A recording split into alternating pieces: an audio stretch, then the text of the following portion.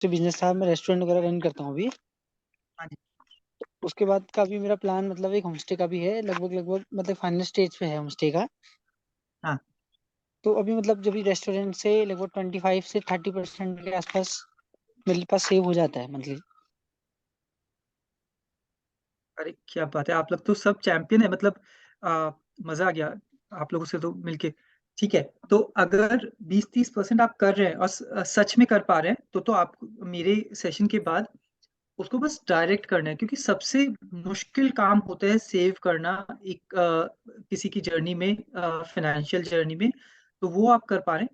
आप जी लोगों के सर। साथ मेरे 2 सेशन हैं, तो मेरा ऑब्जेक्टिव ये नहीं है आज कि जो भी मैं बता रहा हूँ वो कवर करना है। मेरा ऑब्जेक्टिव जो भी चीज मैं बता रहा हूँ वो सही से कवर करना है। तो प्लीज सवाल के लिए रुकिएगा मत, चैट पे लिखते रहिएगा। और जसमीत हैं, अगर उन्हें लगा कि कोई सवाल बहुत इंपॉर्टेंट है जो मैं मिस कर रहा हूँ, वो या संभवी में से कोई भी मुझे बोल सकता है, प्रशांत ये एक इम्पोर्टेंट सवाल आया है, आप इसको एक बार जवाब दें। तो हम कोशिश ये मत करिएगा कहीं पे भी कि प्रशांत को पूरा खत्म करने दें। I would be more than happy आपके सवालों को बीच में, और मुझे लगा कि कहीं पे बहुत ज्यादा स्लो हो रहा है या किसी टॉपिक पे बहुत ज्यादा, तो मैं खुद बोलूंगा। आप लोग बिल्कुल खुल के जितने सवाल बोलने करिएगा। मेरी रिक्वेस्ट दो है, जितनी एक पेन और पेपर लेके प्लीज बैठिएगा, क्योंकि लिखना बहुत पड़ेगा साइमल्टेनियसली। लिखेंगे तो ही वो दिमाग के अंदर रहेगा। दूसरा, अगर कैमरा ऑन कर पाए तो बहुत बेहतर रहता है, क्योंकि मुझे दिखता रहता है कि दूसरी तरफ वाले लोग जिंदा हैं। और बट अगर नहीं कर पाए, थैंक्स मुकुल और करने के लिए, और सोइएगा मत सेशन में। चलिए अब स्टार्ट करते हैं आज का सेशन।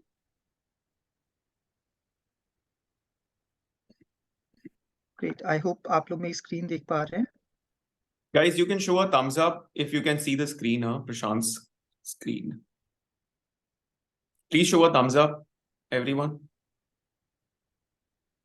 Great, ठीक है, cool।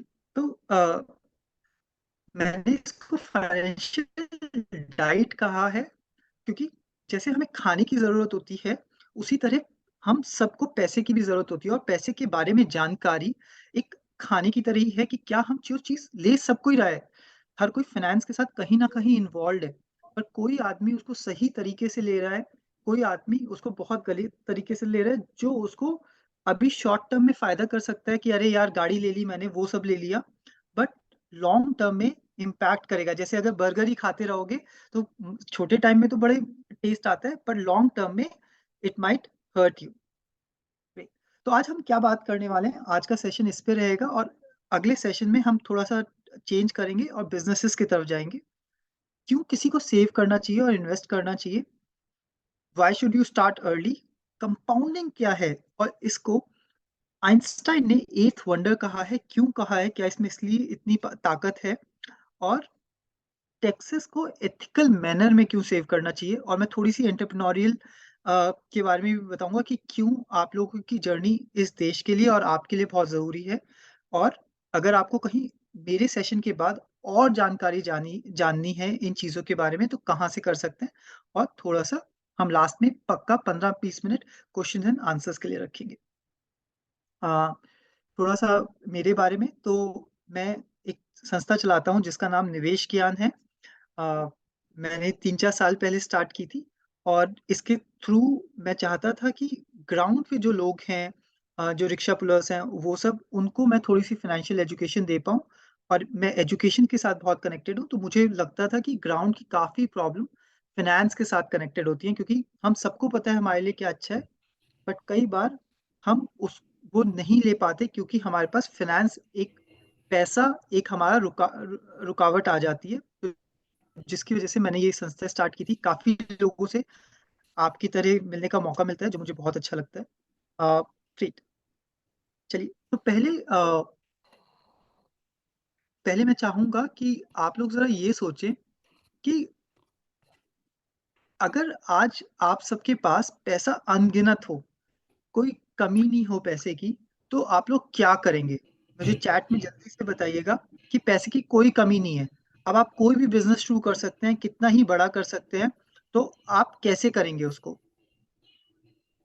क्या शुरू करेंगे, क्या चाहते हैं, क्या अगर पैसे की अनगिनत हो कि कोई कमी नहीं है तो आप क्या करने वाले हैं उसका? चैट में कोई मुझे लिख के बताएं। Guys, please, you have to respond.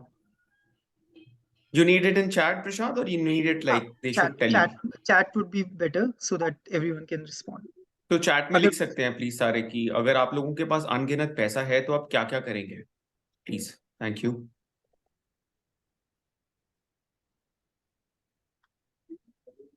Okay,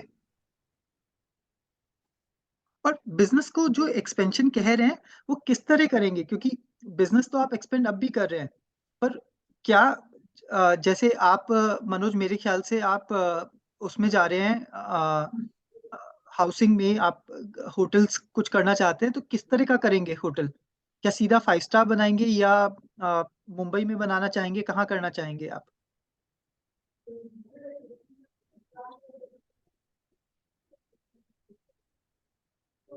okay,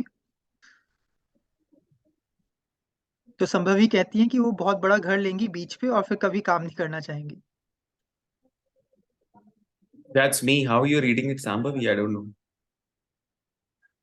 Oh, that's you. Sambhavi / Mark Shala is coming. I don't know why. चलो मैं रीनेम करता हूँ एक बार अपने। हेज फंड, ओ चलिए, किसी को हेज फंड भी पता है, काफी इंटरेस्टिंग टॉपिक है, बट हम उसको टच नहीं करेंगे, बट बहुत अच्छी चीज है। चलिए, मैं ठीक है, एक्टिव रहिए, बट ये बहुत इंपॉर्टेंट है, रिसर्च करना चाहेंगे। आशीष, बहुत आप सही इंसान है कि रिसर्च करना चाहेंगे, बट ये बहुत इंपॉर्टेंट सवाल है। क्यों बहुत इंपॉर्टेंट सवाल है? ये मैंने अपनी जिंदगी में बहुत पूछता हूँ।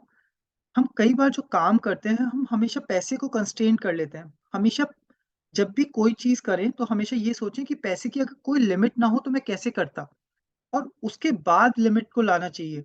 हम हमेशा पहले पैसे की लिमिट को ले आते हैं अपनी जिंदगी में, जिससे हमारे एक्शन भी बहुत कई बार छोटे हो जाते हैं, वो बेस्ट आइडियल नहीं होते।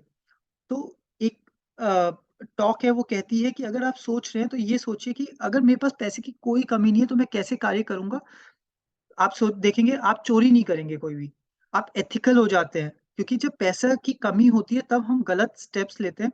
तो लाइफ में पैसे की बहुत जरूरत होती है, और आप लोग, मुझे पता है कि जैसे जसमीत ने बताया कि पहाड़ों में एंटरप्रेन्योरशिप कर रहे हैं, और काफी आप में से फर्स्ट टाइम एंटरप्रेन्योर्स हैं। तो आप सबको जहाँ बिजनेस स्टार्ट करना है, साथ में आपको अपनी भी सेफ्टी का ध्यान रखना है। तो मेरी बस यही कोशिश रहेगी आज के सेशन में कि आपकी हेल्प कर पाऊँ कि कैसे आप अपनी सेफ्टी का भी ध्यान रख पाएँ, कि आपको अगर दिक्कत आए तो आपको बहुत ज़्यादा हिट ना करे। तो ये आज हम कोशिश करेंगे। ग्रेट। सो क्यों हमें इन्वेस्ट करना चाहिए और अपने फ्यूचर के लिए बचाना चाहिए? मैं एक चीज़ दिखाता हूँ आपको। 2017 में जो एक कॉफी का कीमत थी, वो 120 रुपए पे आ जाती थी, पर 2023 में ये 270 रुपए में हो गई। क्या कोई मुझे बताना चाहेगा? और जल्दी, ये गेम है, कोई आपको मैथ्स की कैलकुलेशन नहीं करनी। कोई मुझे बताना चाहेगा कि ये 2025 में 2050 में किस कीमत की होगी? जल्दी से गेस करिए बस। एक 120 रुपए की कॉफी जो 2017 में थी, वो 2023 में 270 की हो गई। तो 2050 तक ये कितने की हो जाएगी? Okay, thank you Manoj. खाली मुझे हर एक से रिस्पॉन्स चाहिए, देखिए, तभी मजा आएगा। और आप अगर हैं तो रिस्पॉन्ड करिए, या तो मीटिंग में रह के भी कोई फायदा नहीं है। 400, ओके। 270 की 2050 तक केवल 400, काश ऐसा होगा। कुंदन 1000, ओके। गोकुल, बहुत अच्छा जवाब दिया आपने, मजा आ गया। तो शुक्रिया। अभी इसको थोड़ा डिफाइन करेंगे क्योंकि सबको नहीं पता होगा। 500 से ज्यादा, सही बात है। तो ये 914 रुपए की हो जाएगी अगर, जो गोकुल ने कहा, 5% का इन्फ्लेशन हम लेके चलें। इस टाइम देश का उससे ज्यादा है, मैं बाद में बात करूंगा, तो अभी घबराइएगा मत कि इन्फ्लेशन नहीं समझाया। पर हर साल हर चीज की कीमत बढ़ती है। तो एक चीज कहते हैं इन्फ्लेशन, उसके ऊपर हम और बात करेंगे, पर हर चीज की कीमत बढ़ती है, इसीलिए आप लोगों की सैलरी भी बढ़नी चाहिए। तो जब आपके मम्मी पापा कहते हैं कि अरे हमारे जमाने में तो दूध 2 रुपए का आ जाता था, और आज वही दूध बहुत महंगा है, तो उसका कारण है इन्फ्लेशन की हर चीज की कीमत बढ़ती है क्योंकि वो महंगाई बढ़ रही है। चलिए एक सिंपल और करते हैं। ये 2001 में ये ब्रेड 10 रुपए की आ जाती है, मुझे पता है आप सब ने इसको खरीदा होगा 10 रुपए में। 2023 में ये 45 रुपए की हो गई है, आ, कई जगह 60 रुपए की भी है। तो 25 साल बाद ये क्या रेट की होगी? जल्दी से देखिए, मैंने कहा जैसे गेम है। ग्रेट। मनोज काफी बड़ा आंसर देते हैं, 100 से लेके 150 तक। बहुत सही मनोज, आप तो जीतेंगे ही।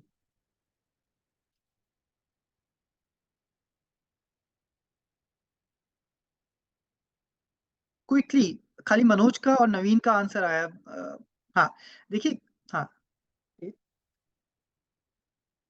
ठीक है। अ, जसमीत कहते हैं 625। जसमीत बहुत ज्यादा महंगी हो जाएगी, नहीं खाया जाएगा, भारत छोड़ना पड़ जाएगा, तो That's not 150। me. That's अच्छा, not me. आप संभवी हैं। Okay. चलिए, ओके। ठीक है, तो 625, तो 152 के करीब हो जाएगी अगर 5% का इन्फ्लेशन, और ये हमने अगर हिस्टोरिकल देखें तो 5% का। तो आप ये याद रखें कि हर चीज की कीमत बढ़ेगी, आप लोगों को 85 रुपीज। कमाई है। ठीक है, मुझे अ, आप चैट भी करिएगा, क्या तो वो समझ नहीं आ रहा है अभी। तो 2001 में एक दूध की थैली 13 रुपए में आ जाती थी, 2017 में ये 42, 2023 में 62। देख रहे हैं आप क्या महंगाई किस तरह बढ़ती है? तो 25 साल बाद ये कितने की होगी?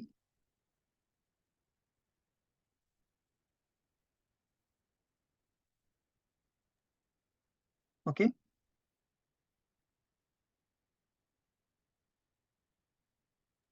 ग्रेट।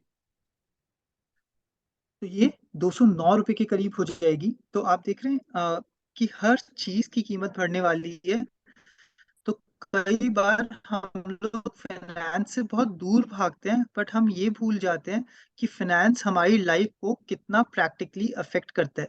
अगर आपको इन्फ्लेशन नहीं पता, तो आप कभी ये नहीं सोच पाओगे। आप सोचोगे यार 3 लाख में मेरा खर्चा 10 साल पहले चलता था, आज भी मेरा 3 लाख कमा रहा हूँ, तो मेरा खर्चा पता नहीं क्यों नहीं चल रहा है।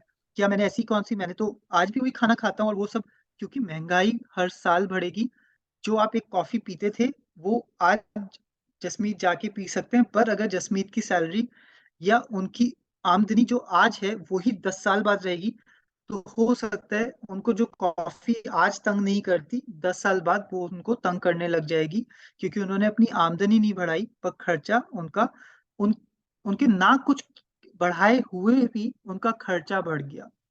तो ये बहुत इंपॉर्टेंट सवाल है, जो हम लोग बस ये कह देते हैं खर्चा बहुत बढ़ गया, हमारे टाइम तो बहुत सस्ता था, आज महंगा है। पर महंगाई हर साल बढ़ेगी ही। और बढ़ते हुए देश में इंडिया जो आज डेवलप कर रहा है, महंगाई और तेजी से बढ़ेगी, क्योंकि जब देश डेवलप कर रहा होता है तो inflation most of the times ज्यादा दिखा गया है इन कंपैरिजन कि कम होता हुआ। तो अभी थोड़े साल महंगाई आप देखेंगे कि दूध आज जो 62 का है, बहुत जल्दी ये 80 के करीब भी आप देख सकते हैं। एक लास्ट करूंगा, ये बहुत इंपॉर्टेंट है, इसलिए थोड़ा सा इंपॉर्टेंट है। एक अस्पताल की कीमत 2001 में एक आईसीयू रूम 2100 का आ जाता था, 2023 में ये 9000 के करीब का है, 2050 में ये कितने का होगा? और मैं पहले ही बता रहा हूँ कि जो मैंने कैलकुलेशन की है वो एक सिंपल इन्फ्लेशन से की है, 5% के। ओके,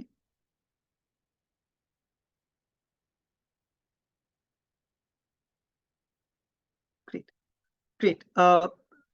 अगेन, ये 30,000 रुपए का एक कमरा होगा अगर एक नॉर्मल इन्फ्लेशन से चला, जबकि भारत में दो चीजें हैं जिनकी जो इन्फ्लेशन से भी ऊपर ग्रो कर रही हैं। एक है बच्चों की एजुकेशन, और दूसरा है हॉस्पिटल के चार्जेस। तो खुदा ना खास्ता किसी को कुछ हो जाता है, आज सबसे ज्यादा लोग पॉवर्टी में तब चले जाते हैं, या उनका घर में सबसे ज्यादा दिक्कत तब आती है जब किसी को कुछ हो जाता है। सो अगर आप लोगों के पास हेल्थ इंश्योरेंस है, बहुत अच्छी बात है, या तो आज हम उस पर बात करेंगे। पर मतलब पूरे वर्ल्ड में ही मैं ये आप बता सकता हूँ कि यूएस में भी काफी लोग अच्छे खासे मिडिल क्लास से पॉवर्टी लाइन में चले जाते हैं, और यहाँ पे खर्चे बहुत ज्यादा है मेडिकल के। अगर किसी को कुछ हो जाता है, किसी की गाड़ी हिट हो जाती है, और ये इन्फ्लेशन से हमेशा ज्यादा ग्रो हुई है हॉस्पिटल्स और एजुकेशन की। आज अगर आप में से कोई कॉलेज जाना चाहेगा जहाँ 5 लाख में आपकी पढ़ाई हो जाएगी, वही 3-4 साल में बहुत ज्यादा बढ़ने वाली है। और पिछले सालों में भी ये इन्फ्लेशन से ज्यादा ग्रो हुई है। तो जहां मैं 5% कह रहा हूँ कि इन सारी चीजों का खाने पीने में आपका 5% की ग्रोथ हुई है, हॉस्पिटल्स और एजुकेशन में वो बहुत ज्यादा हुई है। दूसरा, आई एम होपिंग कि क्योंकि आप अभी भी पहाड़ों में हैं, आप लोग अपनी फैमिली के साथ रहते हैं, एक जो बहुत बड़ा फिनोमेना देखने को मिला है इंडिया में, जो न्यूक्लियर फैमिलीज हैं अब वो बढ़ती जा रही हैं। और ये हमेशा जब देश डेवलप होता है, क्योंकि हर कोई अच्छी अपॉर्चुनिटी के लिए जाता है, तो न्यूक्लियर फैमिलीज में खर्चे ज्यादा होते हैं। क्योंकि गाड़ी जो पहले आप 5 लोग या 10 लोग शेयर कर पा रहे थे, अब वो केवल 2 लोग शेयर कर रहे हैं। और जब आप 2 लोग होते हैं तो आपके खर्चे बहुत ज्यादा एक्सेसिवली बढ़ते हैं in comparison to joint family, क्योंकि वहां पे रिसोर्सेस एक दूसरे के साथ शेयर होती है। हाँ, तो ये ये याद रखिएगा, 1 in 5 Indian is guaranteed to have a heart ailment after the age of 50। और 3 में से 1 फैमिली की सारी सेविंग्स उनकी मेजर फैमिली इलनेस में चली जाती है। सर, चैट में जल्दी से बताइए, क्या आप किसी ऐसी फैमिली को जानते हैं जिसको मेडिकल इमरजेंसी की वजह से उनको बहुत ज्यादा खर्चा हुआ? यस और नो? और मैं देख रहा हूँ कि किस किस के चैट के मैसेज आ रहे हैं। थैंक जसमीत। ग्रेट। हाँ, तो प्लीज, अगर आप जानते हैं तो आज इस प्रेजेंटेशन से अगर कुछ और नहीं लेके जाते, तो बस ये याद रखिएगा कि health insurance is very critical. अगर आप लोग अभी 30 साल से कम हैं और स्मोकिंग या कुछ नहीं करते, तो बहुत सस्ते रेट में ये आपको मिल जाती है। और इससे एक पीस ऑफ माइंड होता है कि कल अगर कुछ मुझे होता है तो काफी हद तक मेरा खर्चा उस एजेंसी को उठाना है, ना कि मुझे। Great। तो मैं आपको इन्फ्लेशन के बारे में बता रहा था। और ये जो सारी मैंने आपको स्लाइड्स दिखाई, वो केवल इसलिए दिखाने के लिए कि ये कहना गलत होता है कि अरे हमारे टाइम तो बहुत चीज सस्ती थी। ऐसा कभी नहीं होता, क्योंकि हर साल जब इन्फ्लेशन बढ़ता है तो आपकी सैलरी भी उस इन्फ्लेशन इंडेक्स की तरह बढ़ती है। अगर नहीं बढ़ रही तो फिर आपको सोचने की बहुत ज्यादा जरूरत है। और कई बार इंसान को, क्योंकि अगर उसको हर साल इन्फ्लेशन नहीं पता, तो वो सोचता है कि मेरी सैलरी इस बार 5% बढ़ी है, सब अच्छा है। मेरे बैंक में जो पैसा पड़ा है वो मुझे 3% का इंटरेस्ट रेट दे रहा है, सब अच्छा है, क्योंकि 3% का इंटरेस्ट रेट से मेरा पैसा 100 से 103 हो गया। पर अगर इन्फ्लेशन 10% है, तो लेट्स से आज मेरे पास ये सेब है जो मुझे 10 रुपए में मिलता है।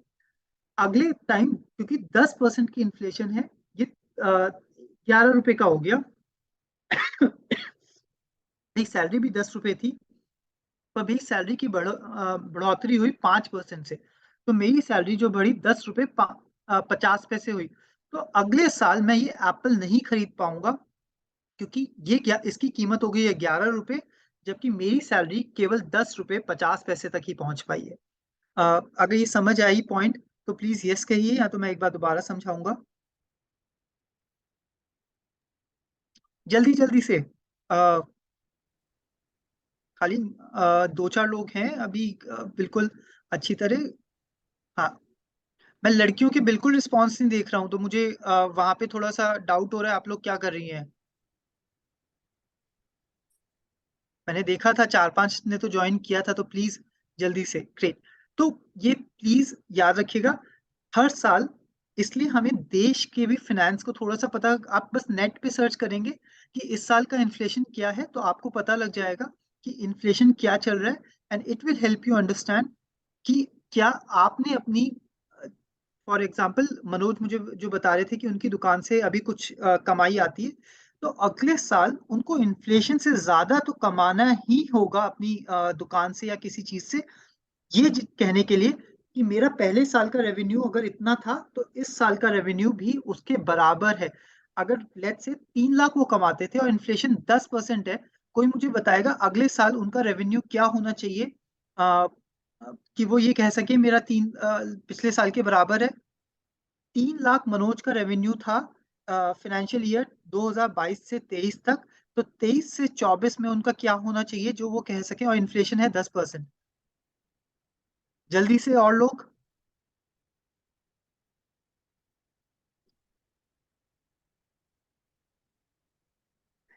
तो इसका मतलब नहीं समझ आया। अगर आप नवीन का केवल प्रशांत, रिस्पॉन्स आप एक बार स्क्रीन शेयर ऑफ करोगे? हाँ।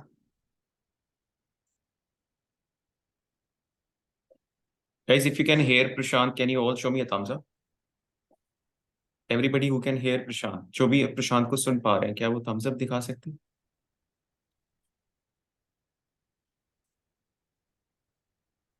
क्या हम इस चीज का रिस्पेक्ट कर सकते हैं कि कोई एक बहुत ही सूझवान व्यक्ति आकर के हमें यूएस से आकर के, यूएस में छुट्टी रहती है सिर्फ सैटरडे को, वो आकर के हमें अपना ज्ञान दे रहे हैं जो कि बहुत अनिवार्य है। तो अगर वो कुछ पार्टिसिपेट करने को कह रहे हैं तो let's please participate, right? We are all adults, I don't need to point out everything, but आप लोग ही सीखेंगे ज्यादा अगर आप पार्टिसिपेट करेंगे तो, ठीक है? आप बिलीव कीजिएगा, आप कभी एक सेशन लेके देखिएगा ऐसी स्क्रीन के जिसपे कोई दिख नहीं रहा है, जिसके सब कैमरास ऑफ हैं, तो आपको पता लगेगा कि कितनी पावर और कितनी जान लगती है एक सेशन लेने के लिए ऑनलाइन। जब और क्योंकि हमें बिल्कुल पता नहीं रहता है कि भाई अगले वाले को समझ आ रहा है नहीं आ रहा है, मतलब ब्लैंक फेसेस, तो सिर्फ जो चैट का माध्यम है या आपके रिएक्शंस का माध्यम है, उसी से पता लगता है कि हाँ चल रहा है और लोग सीख रहे हैं। तो बहुत जरूरी होता है एक टीचर के लिए वो समझना। तो मैं आशा करता हूँ कि आप रिस्पॉन्ड करेंगे। Let's go Prashant. Thanks, Jasmeet. Great. I hope you can see my slide now. Yes we can see. Okay. ठीक है। सो आई होप ये इन्फ्लेशन समझ आ गया। तो ये बहुत इंपॉर्टेंट है, क्योंकि या तो आप लोगों को, हमें कई बार लगता रहता है कि हम तो बिल्कुल सही जा रहे हैं, लास्ट ईयर 3 लाख हुआ, इस साल 3 लाख हुआ, पर मनोज को असल में पता लगेगा कि उनकी ग्रोथ हुई है या नहीं, क्योंकि उनको इन्फ्लेशन को भी हर साल अपने रेवेन्यू में इंक्लूड करना पड़ेगा। अगर उनका लेट्स से एक और मैं आपसे बात कहूंगा, 3 लाख उनका रेवेन्यू था फाइनेंशियल ईयर 2022 से 2023 में, और इस साल 2023-2024 में उन्होंने केवल 3,15,000 का रेवेन्यू किया, और इन्फ्लेशन थी 15%। तो उन्होंने इस बार ज्यादा रेवेन्यू गेन किया या एक्चुअली कम हो गया उनका रेवेन्यू? यस और नो? लास्ट ईयर उन्होंने 3 लाख का किया था 2022 से 2023 में, 2023 से 2024 तक 2000 कम हो गया रेट। ओके,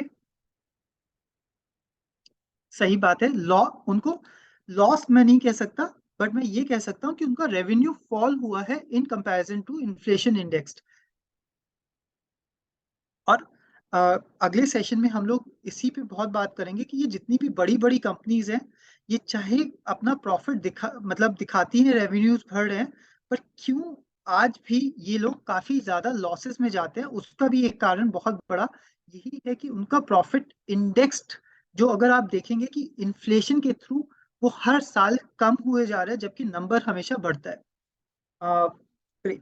तो ये जो हमारा इन्फ्लेशन होता है, ये लाइफस्टाइल और कॉस्ट ऑफ लिविंग से बढ़ता जाता है, और हमारी हेल्थ और सपोर्ट सिस्टम पे ये बहुत ज्यादा इफेक्ट करता है। I और think आज lifestyle and cost of living, if you can in some easy Correct। terms, Prashant. हाँ, थैंक्स।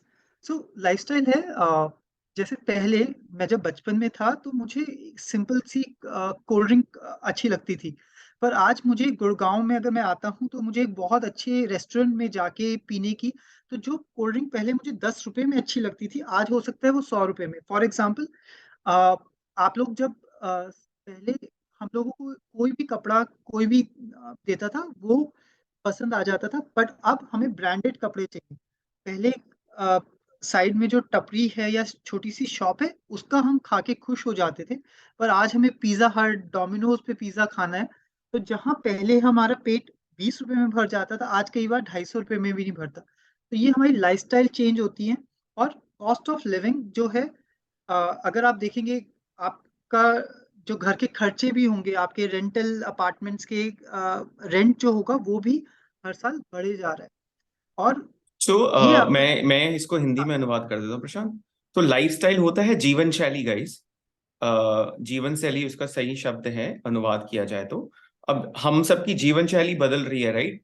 तो मनोज का उत्तर था कि टूरिज्म भी अगर आप देखो तो लोग प्रेफर करते हैं कि अब बेटर होटल्स में रुकना है यार, अच्छा होटल में रुकना है, 3 स्टार होटल में रुकना है, अब कोई नॉर्मल होटल में नहीं रुकना चाहता। तो जीवन शैली में हमारे ऐसी हो रही है, चाहे उसको सोशल मीडिया का असर बोलें या फिर किसी और चीज का, हम अच्छी चीजें डालना चाहते हैं, अच्छी चीजें खाने चाहते हैं, अच्छा पहनना चाहते हैं, है ना, तो वो हम प्रेफर करते हैं।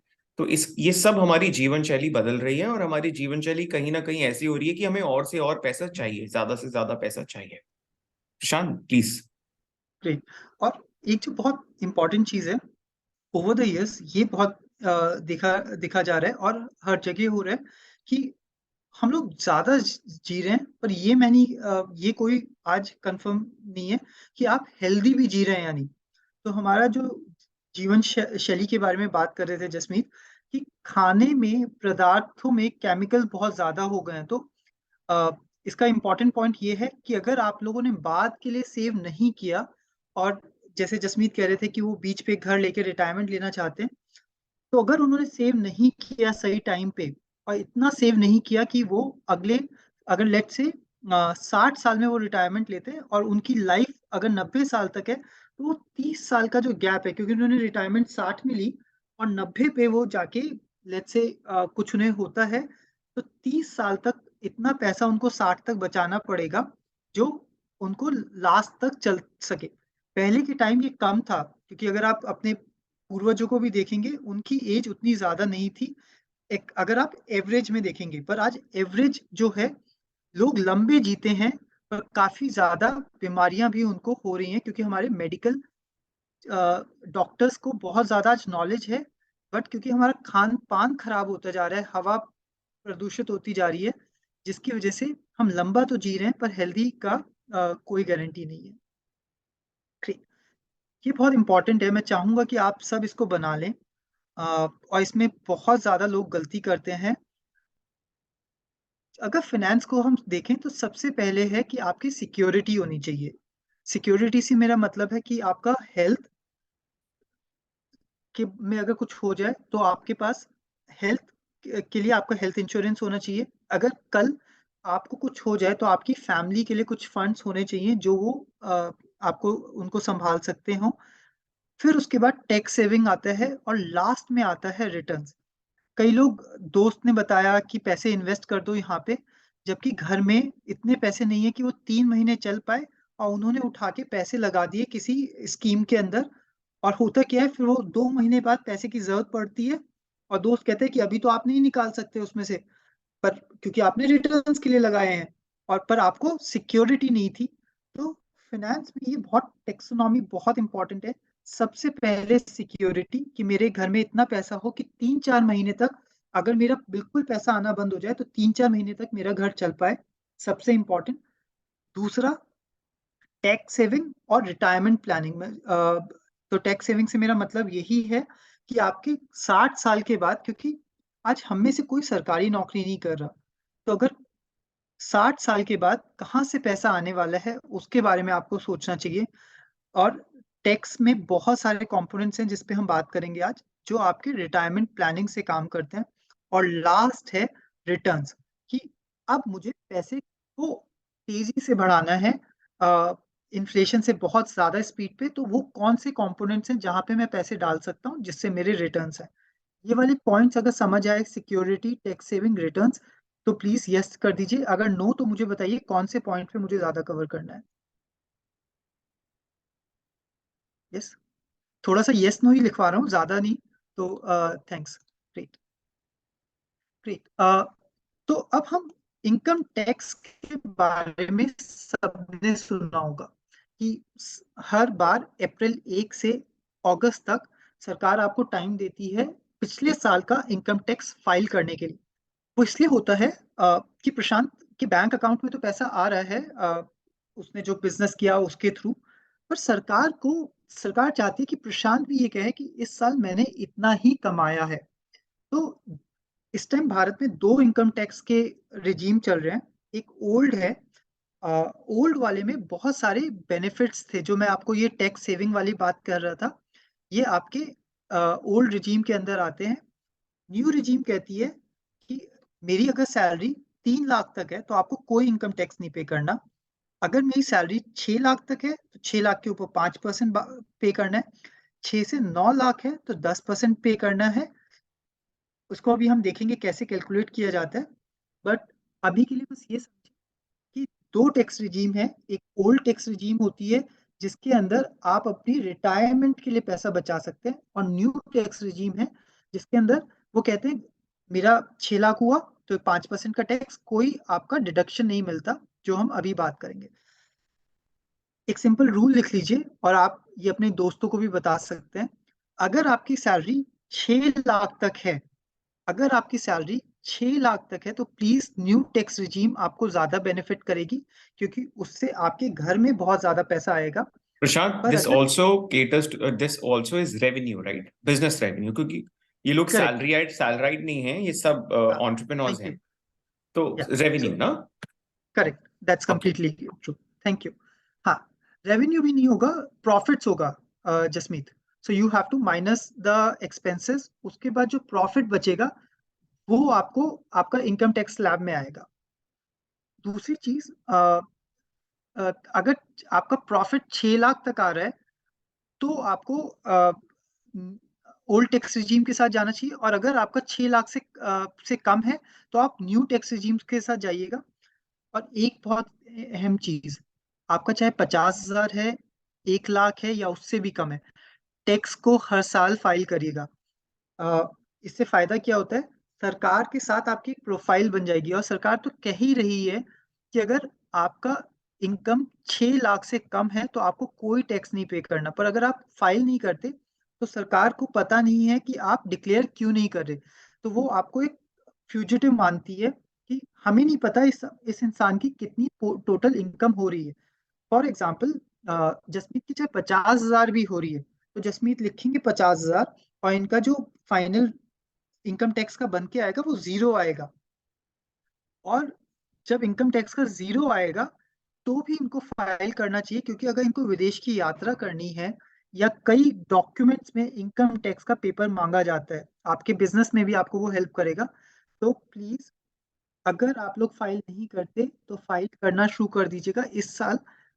अभी आपको फाइल करना है, आपके पास जुलाई 31 तक का टाइम है जब आप फाइल कर सकते हैं लास्ट ईयर का इनकम टैक्स। ग्रेट। प्रशांत, सो आप कह रहे हो कि अगर आपका जो प्रॉफिट है वो 6 लाख से कम है तो हमें न्यू न्यू टैक्स रिजीम में रिजीम के जाना, साथ, न्यू करेक्ट, रिजीम में जाना। ठीक है। ओके। और ये अ, ओल्ड न्यू में फंडामेंटल डिफरेंस है क्या कोई, प्रशांत? आपने ऑफ कोर्स हाँ, ये बताया कि आपने जो भी बताया, बट क्या हम उसको एक बड़े लेमैन लैंग्वेज में समझ सकते हैं क्या, कि ओल्ड और न्यू में क्या फर्क है?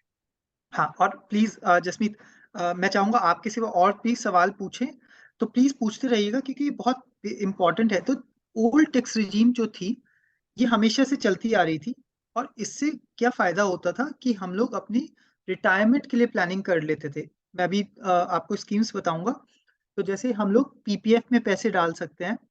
पीपीएफ क्या करता है, उसमें 15 साल का लॉक इन है, तो आपकी जब या बेटे की शादी होगी, उसमें शादी के लिए आपको पैसे चाहिए, आपको घर खरीदना है, तो या तो हम लोग पैसे बचाते नहीं थे। इंडियंस में सेविंग की वो बहुत ज्यादा हम बचा नहीं पाते थे इन स्कीम्स में, जिसकी वजह से ये ओल्ड टैक्स रिजीम में ये कंपोनेंट्स थे कि आप पीपीएफ में, एफडी में पैसे डालें तो आप सरकार को कह सकते हैं कि मैंने इसमें इतने पैसे डाले हुए हैं तो मेरी सैलरी यहाँ से कम कर दीजिए। अभी वो देखेंगे। न्यू टैक्स रिजीम में जो सबसे बेसिक फंडामेंटल है वो कहता है ये सब चीजें आप नहीं कर सकते।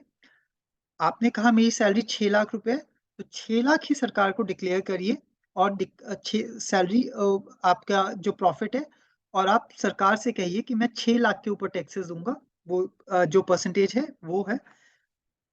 प्लीज रिमेंबर, अगर आपकी सैलरी आपकी इनकम जो प्रॉफिट है वो 6 लाख तक है तो आपको जीरो पे करना है न्यू टैक्स रिजीम में। वो मैं बताता हूँ कैसे। आपको दो रिडक्शंस भी मिलते हैं। तो एक है स्टैंडर्ड रिबेट जो सेक्शन 87A में मिलता है, जो 12,500 रुपए का रिबेट है, तो जिसका टैक्स 12,500 तक का जाएगा उसको पहले ही वो रिबेट मिल जाएगी सरकार से, तो आपका टैक्स जीरो हो जाएगा। उसके बाद एक होता है स्टैंडर्ड डिडक्शन जो 50,000 होता है। तो ये दो डिडक्शन मिला के आप देखेंगे अगर आपका टैक्स 62,500 तक 62,500 तक आ रहा होगा तो वो वैसे ही 0 तक चला जाएगा। अभी हम एक एग्जांपल के थ्रू देखेंगे, तो अगर नहीं समझ आ रहा मैं दोबारा इस पे आऊंगा। तो एक इंसान का करते हैं, और मैंने ये दोनों ओल्ड टैक्स रिजीम के साथ और नए न्यू टैक्स रिजीम के साथ किया हुआ है। Yash is asking what is rebate. I think you can cover it through the example only. Correct, हाँ। और या तो मैं यश वापस आऊंगा। तो आप पहले देखिए, ये सलूजा है, ये 29 साल के हैं, ये एक कंपनी में काम करते हैं KPMG, और इनकी सैलरी 7,50,000 है। तो अगर हम इसको ओल्ड टैक्स रिजीम के साथ देखेंगे, और मैं वापस जाऊंगा स्लाइड पे, तो 3 ब्रैकेट में जाएगा, 0 से 2.5 लाख तक इनकम टैक्स 0। आप देखिए ओल्ड टैक्स रिजीम में निल, फिर 2.5 से 5 लाख पे 5%, और 5 से 10%, 10 लाख के अंदर जो सैलरी पड़ेगी उस पर 20% लगेगा। सो 0 से 2.5 लाख कोई टैक्स नहीं देना, 2.5 से 5 लाख के अंदर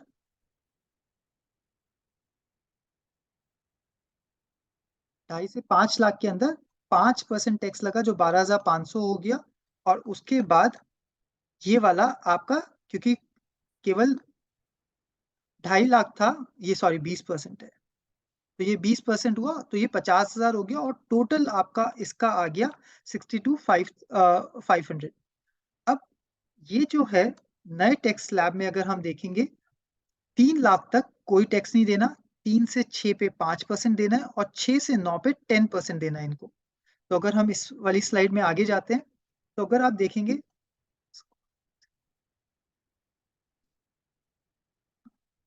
तो अगर आप देखेंगे 0 और यहाँ पे 15,000, और फिर 1.5 लाख से 15,000, क्योंकि यहाँ पे इनको केवल 10% इसके ऊपर टैक्स देना था, तो टोटल 30,000 आता है। तो इसलिए मैंने कहा अगर 6 लाख तक आपका है तो आप न्यू टैक्स रिजीम के साथ जाएं, और अगर आपका 6 लाख से ज्यादा है, अभी मैं आपको दिखाऊंगा क्यों। देखिए, fundamentally old tax regime is going to benefit आपको, ये बहुत फायदा करेगी आपके बुढ़ापे में। तो अभी के लिए अगर आपको बहुत ज्यादा पैसा जेब में चाहिए, तो न्यू टैक्स रिजीम आपको बहुत अच्छा बेनिफिट देती है। However, जब आपकी सैलरी 6 लाख, इनकम 6 लाख से ऊपर दिख रही है, तो प्लीज अपनी रिटायरमेंट का भी सोचें, जिसकी वजह से मैं कह रहा हूँ 6 लाख से ऊपर तो ओल्ड टैक्स रिजीम के साथ जाए। अब इसको और देखते हैं।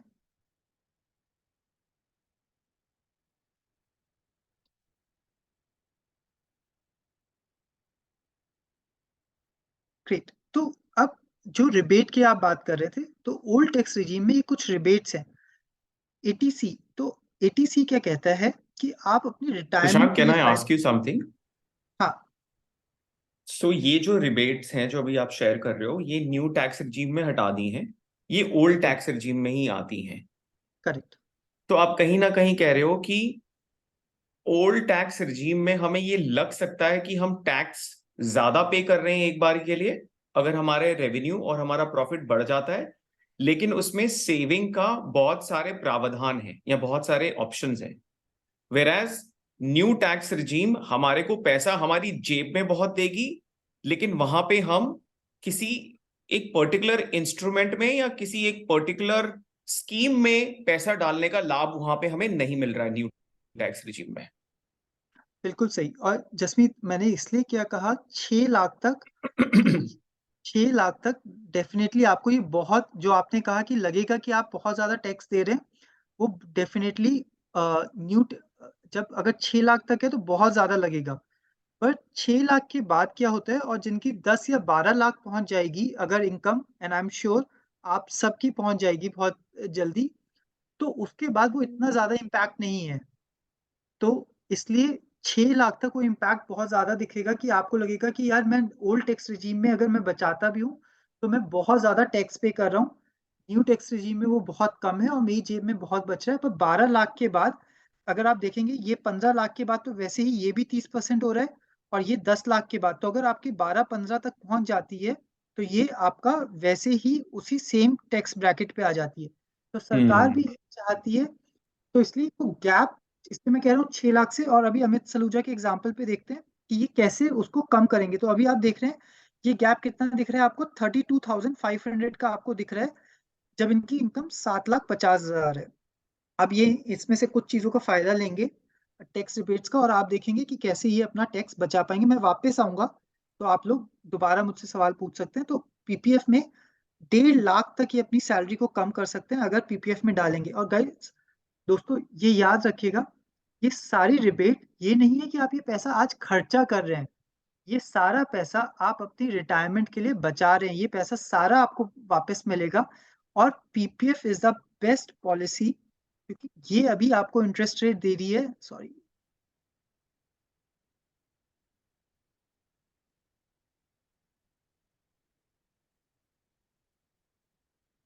पीपीएफ आपको इंटरेस्ट रेट दे रही है 8.1% का। आप आज कहीं भी किसी भी बैंक में चले जाएं, 8.1 का कोई नहीं देती। और सरकार की पॉलिसी होने की वजह से ये सबसे ज्यादा सिक्योर भी है। तो आप लोगों को कभी ये नहीं होगा अरे मेरे पैसे डूब गए।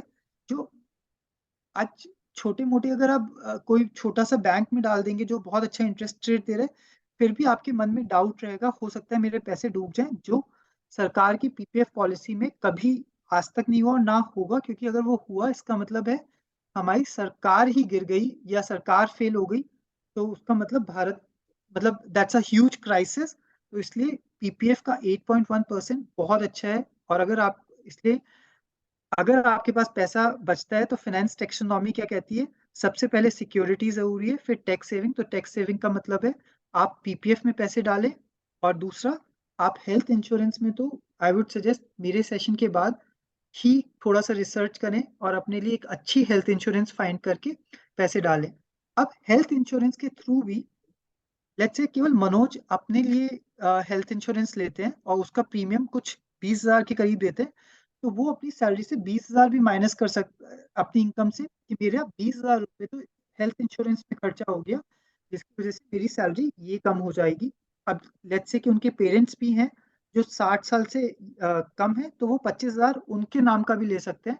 और अगर पेरेंट्स 60 साल से ऊपर हैं तो उनके नाम पे वो 30,000 रुपये का टैक्स रिबेट ले सकते हैं। तो एक हमने एटीसी देखी, एक हमने एटीडी देखी। हाँ ठीक है। हेल्थ इंश्योरेंस क्या होता है, छोटा सा प्रीमियम आप हर साल देते हैं, जो आपको अ, आपकी अगर कल कुछ हो जाता है तो वो आपको कहता है कि आपको कवर करने की जरूरत नहीं है। देर देर आपने जो पॉलिसी ली थी, जो आपने 6 या 7 हजार रुपए साल के शुरुआत में दिए थे, वो आपकी केयर करेगी ओवरऑल। काफी तरह की हेल्थ इंश्योरेंस पॉलिसी होती है, मैं उसमें नहीं जाऊंगा। पर कुछ हेल्थ इंश्योरेंस पॉलिसी जो थोड़ी सी महंगी होंगी, वो कहेंगी आपको वो 100% कवर करेंगी, पर कुछ होती हैं जो कहती हैं वो 80% कवर करेंगी। But to a large extent, अगर आप सिगरेट या दारू नहीं पीते और आपकी एज 30-35 से कम है, ऑन एन एवरेज आपको 5 या 7 हजार में एक बहुत अच्छी हेल्थ इंश्योरेंस पॉलिसी मिल जाएगी फॉर अ होल ईयर। और 5-7 हजार रुपये कोई ज्यादा नहीं होते कंसिडरिंग जो आज के हेल्थ के क्राइसिस हैं। तो अगर अनटिल आपको लगता है कि आप बहुत ज्यादा फिट हैं, प्लीज एक कोशिश करिएगा हेल्थ इंश्योरेंस ले लें, बिकॉज ये आपको मेंटल पीस दे देगी कि कल कुछ हो जाए तो आपको दिक्कत नहीं होगी। तीसरी हमने बात की एटीसी की रिबेट की, एटीडी रिबेट की, और लास्ट हम बात करेंगे आज एनपीएस। एनपीएस है नेशनल पेंशन स्कीम। ये 50,000 रुपए तक की इसकी लिमिट है। मैं दूसरी बात नहीं करूंगा क्योंकि आप किसी कंपनी के साथ काम नहीं करते। अ, ये एक सिंपल पॉलिसी है जो आप पैसा तभी ले सकते हैं जब आप 60 साल के बाद आपकी उम्र हो जाए। तो ये बहुत अच्छी है क्योंकि ये पेंशन की तरह ही, आपने अगर इसमें 5 लाख रुपए दिया तो ये 5 लाख को ब्रेक करके हर साल आपको कुछ 5,000 रुपए देगी। और हर साल आपकी जब तक डेथ फाइनल डे नहीं है इस धरती पे, तब तक आपको पैसे ये पे करती रहती है। That's the plan of NPS. तो बहुत अच्छी स्कीम है मेरे जितना मैंने इस पे स्टडी किया है। और ये इसकी सबसे अच्छी बात है, ये पैसा आपको 60 साल के बाद ही देना शुरू करेगी। तो आपको आप तो इसको तोड़ सकते हैं, पर बहुत मुश्किल कंडीशंस हैं जिससे आप कहें कि अरे मुझे बहुत जल्दी पैसा चाहिए और जो मैंने सेव किया था वो पैसा मुझे प्लीज वापस करो, या तो ये पैसा आपको 60 साल के बाद ही मिलेगा। तो ये कुछ पॉलिसीज हैं जो टैक्स सेव करती हैं, और ये आपकी दूसरी जो आप एसेट क्लास की तरफ देख रहे हैं, ये वो वाली पॉलिसीज हैं जो आपको पैसा ग्रो करने के लिए बात करती हैं। अभी इस पे हम दोबारा बात करें, ठीक है? Prashant, it'll be good if you just, if we can just stop this shares and just take a general understanding in the room of, what we've covered so far. हाँ, एक मिनट दीजिएगा बस, वो अमित सलूजा का एग्जाम्पल कवर करके तो उसके बाद रुकते हैं। तो अब बात करते हैं, अमित सलूजा वापस उन्हीं पे आते हैं। तो वो अपने पेरेंट्स के साथ रहते थे जो बोथ 65 ईयर्स के थे, और 30,000 उन्होंने एनुअली पे करते थे उनके हेल्थ इंश्योरेंस, और अपने इंश्योरेंस के लिए वो 10,000 पे करते थे। तो हमने बात की थी सेक्शन 80D की, तो वो 25,000 अपने मम्मी पापा के लिए काट सकते हैं और 10,000 अपने टैक्सेबल हेल्थ इंश्योरेंस के काट सकते थे, राइट? और वो एक 5,000 का टर्म प्लान लेते हैं और 95,000 वो प्रोविडेंट फंड पे डालते हैं। कोई मुझे बताएगा पब्लिक प्रोविडेंट फंड का सेक्शन कौन सा था? 80C. Correct, thank you, thanks Manoj. और जिसने जवाब दिया, तो ये सारा अगर आप अब देखेंगे, इनका 7,50,000 इनकम थी, 30,000 इन्होंने माइनस किया क्योंकि वो अपने पेरेंट्स का इंश्योरेंस देते हैं, और 10,000 उन्होंने खुद का माइनस किया, टर्म माइनस किया। तो अब उनकी सैलरी 6,10,000 हो गई। तो अगर अब हम उनका इनकम टैक्स देखेंगे तो केवल उनको जो इनकम टैक्स देना है फाइनली, वो उनको देना है 34,500। और अगर अब आप देखेंगे तो उनकी टैक्स सेविंग हो गई 28,000। तो पहले जो 62,500 दे रहे थे, 34,500 एक्चुअली वो पे करेंगे क्योंकि उन्होंने टैक्स सेविंग इंस्ट्रूमेंट्स के अंदर पैसा सेव किया हुआ है, और उनकी फाइनल टैक्स सेविंग हो गई 28,000। और अगर आप अब न्यू टैक्स रिबेट्स उस पे जाएंगे तो यहाँ पे भी वो 30,000 रुपए दे रहे थे। तो जैसे जैसे इनकम बढ़ेगी, अगर आप सही इंस्ट्रूमेंट्स में इन्वेस्ट कर रहे हैं, तो ओल्ड टैक्स रिजीम भी आपको उतना ही टैक्स पे करवाएगी जितना कि आपका न्यू टैक्स रिजीम भी उतना ही टैक्स पे करवाएगी जितना कि आपका ओल्ड टैक्स रिजीम पे करवाएगी। ठीक, अगर ये अतुल वाला नहीं समझ आया तो मैं दोबारा शेयर करूंगा, but overall how are you finding it? पहले इसका जवाब दीजिए, समझ आ रहा है थोड़ा बहुत? देखिए इतना मुश्किल नहीं है, बस। और मैंने जो कहा था कि पेन पेपर लीजिएगा, और थोड़ा थोड़ा मनोज, मुझे लगा था आपको तो आ ही रहा होगा, बट तो मुझे और अच्छा काम करना है, तो मैं कोशिश करता हूँ और उसको ब्रेक करूँ। ये सर समझ तो आ रहा है, लेकिन थोड़ा फाइनेंस इसमें थोड़ा सर ज्यादा मतलब नॉलेज है नहीं, तो फिर एक बार में कम ही समझ आता है ना। करेक्ट, बिल्कुल। और मनोज, आप कोशिश कर रहे हो और आपने सच बोला, वो बहुत इंपॉर्टेंट है। तो आप वो इम्पोर्टेंट है। बट एक बार मैं अमित सलूजा के एग्जाम्पल को दोबारा से लेके चलता हूँ, तो उससे आपको दोबारा आप सारे डॉट्स आप कनेक्ट कर पाएंगे।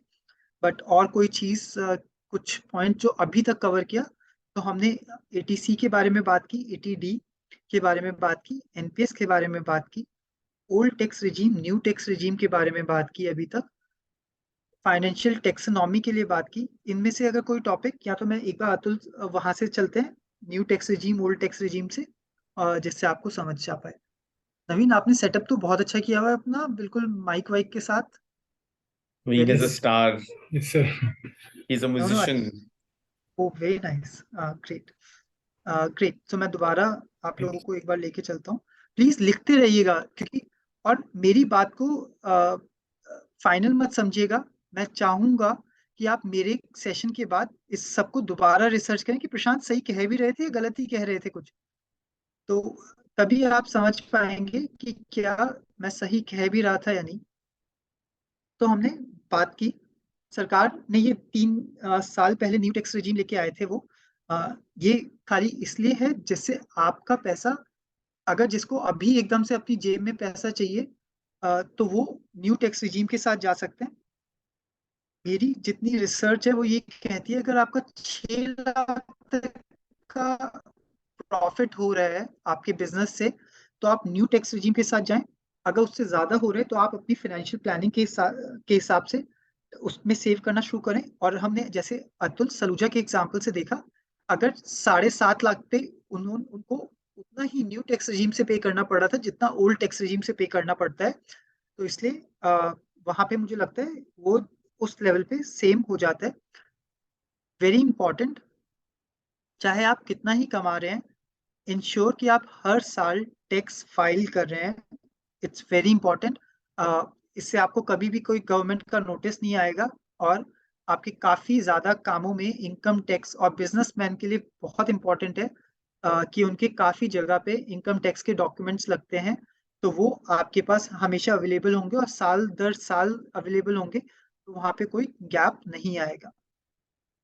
हमने अमित सलूजा का एग्जाम्पल देखा कि 7.5 लाख की जब उनकी इनकम होती है, तो उनको 62,500 ओल्ड टैक्स रिजीम से पे करना है और न्यू से 30,000। अब हमने देखा कि अगर उनको इसको कम करना है तो वो कैसे कम कर सकते हैं। एक उनके पास ऑप्शन था एटीसी, जहां वो 1.5 लाख रुपए तक डाल सकते थे। एक था उनके पास एटीडी, और लास्ट था उनके पास एनपीएस। उन्होंने एटीसी और एटीडी का इस्तेमाल किया, और उसके बाद उनका जो टैक्स था वो 62,500 से घट कर 34,500 तक आ गया। तो ये बहुत इंपॉर्टेंट है। आ, तो आ, तो जिससे उनकी टैक्स सेविंग 28,000 तक उनकी टैक्स सेविंग हो गई। नाउ एक जो दूसरी बहुत इंपॉर्टेंट चीज होती है, हमें गोल्स अपने बनाने चाहिए। तो क्योंकि आपकी जो टैक्स प्लानिंग होगी, जो आपके रिटर्न्स के बारे में भी आप सोचेंगे, वो आप अपने गोल से ही डिसाइड कर सकते हैं। और गोल्स 3 तरह के होते हैं। पहला होता है शॉर्ट टर्म, दूसरा होता है मीडियम टर्म, तीसरा होता है लॉन्ग टर्म और इमरजेंसी। स्लाइड बहुत ही अपने आप समझाती है, तो एक बार आप जरा देखें, फिर मैं इसको आपको समझाता हूँ कि इसका मतलब क्या है।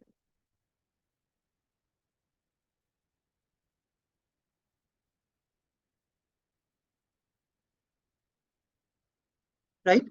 तो अब अगर आपको गाड़ी खरीदनी है, और आपको अगले साल वेकेशन पे जाना है, या आपको उधार चुकाना है किसी का, तो प्लीज अभी आप रिटर्न्स का मत सोचें।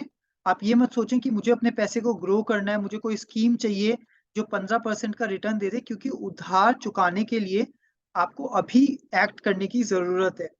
तो सबसे पहले उधार चुकाइए। तो अगर कोई भी चीज बहुत छोटे टाइम में आपको करनी है, तो सबसे पहले आपको उस पर एक्ट करना चाहिए। फिर मीडियम टर्म में आपको घर खरीदना है, तो आप जानते हैं कि आप 5 साल की एफडी कर सकते हैं। अब कोई मुझे बताएगा पीपीएफ क्यों नहीं कर सकते अगर हमें घर खरीदना है 5 साल के अंदर, 7 साल में। 15 साल 15 साल 15 के साल लिए लोग। मिलता है वो। Very good. तो आपको थैंक यू जिन्होंने भी बोला। तो उस हिसाब से आपको सोचना बहुत जरूरी है कि मेरा गोल क्या है। अब उस इंसान को 7 साल में पैसा चाहिए, उसने कर दिया पीपीएफ। अब पैसा जब जरूरत है, अगर तब काम ना आए तो फिर क्या फायदा। राइट। फिर अगर लॉन्ग टर्म है, उसको रिटायरमेंट का ही पैसा बचाना है, तो जब आप पैसा भी देखते हैं, उसको ये गोल्स में डिवाइड करें कि मुझे शॉर्ट टर्म में, मीडियम टर्म में और लॉन्ग टर्म में पैसा कितना बचाना है और कहाँ कहाँ बचाना है। तो उससे आप एक बहुत अच्छी प्लानिंग कर पाएंगे। और इमरजेंसी जो है, ये सबसे इंपॉर्टेंट है। ये आपका हेल्थ इंश्योरेंस से होगा।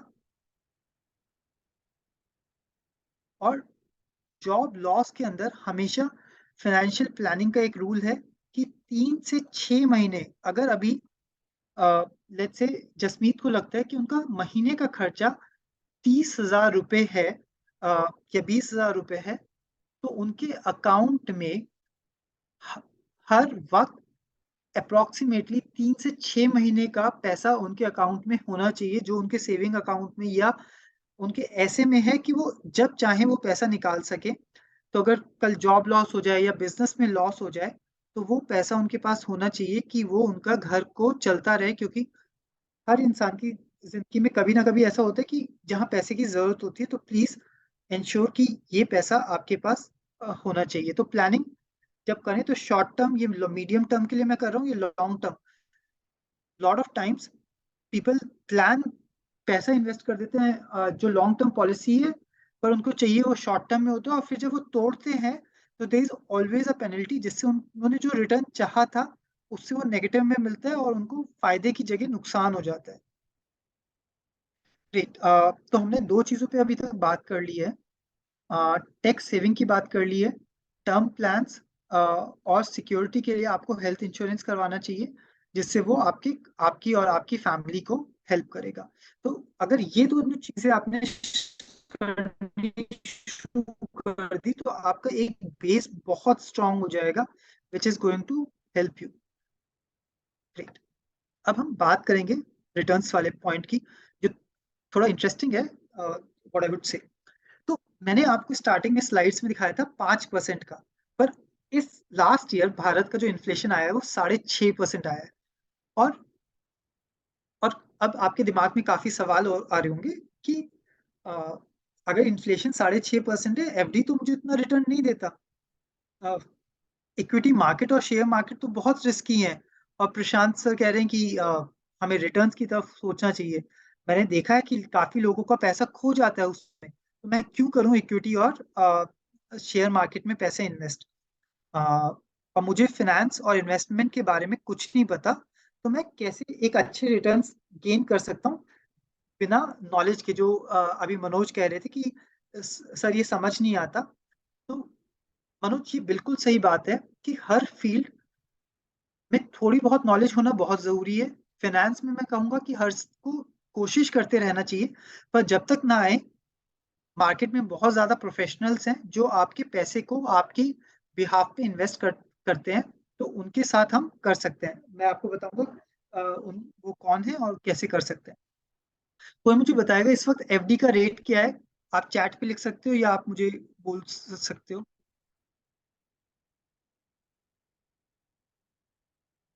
सर अलग अलग है, कोई 7.5 देता है, कोई 8% भी देते हैं। करेक्ट, बिल्कुल। पर आपका जो नॉर्मल एफडी का है, ये मैंने 5 मई को एचडीएफसी की वेबसाइट से उतारा है। अगर आप देखेंगे 3, 4.5, 4.5, 5.75, 9 महीने से 1 साल के पे 6, और 1 साल से 15 महीने पे 6.6। ओके, तो कोई मुझे अगर बताएगा, अगर मैंने 6 महीने से 9 महीने तक अपने पैसे इन्वेस्ट किए, इन्फ्लेशन आपने देख ली 6.5% है, और मैंने 6 महीने से 9% तक पैसे इन्वेस्ट किए, तो मुझे कितने का फायदा हो रहा है या लॉस हो रहा है? मेरा पैसा 100 से 105 रुपए हो गया अगले साल, तो पर फायदा हुआ या नुकसान हुआ? लॉस। कितने का?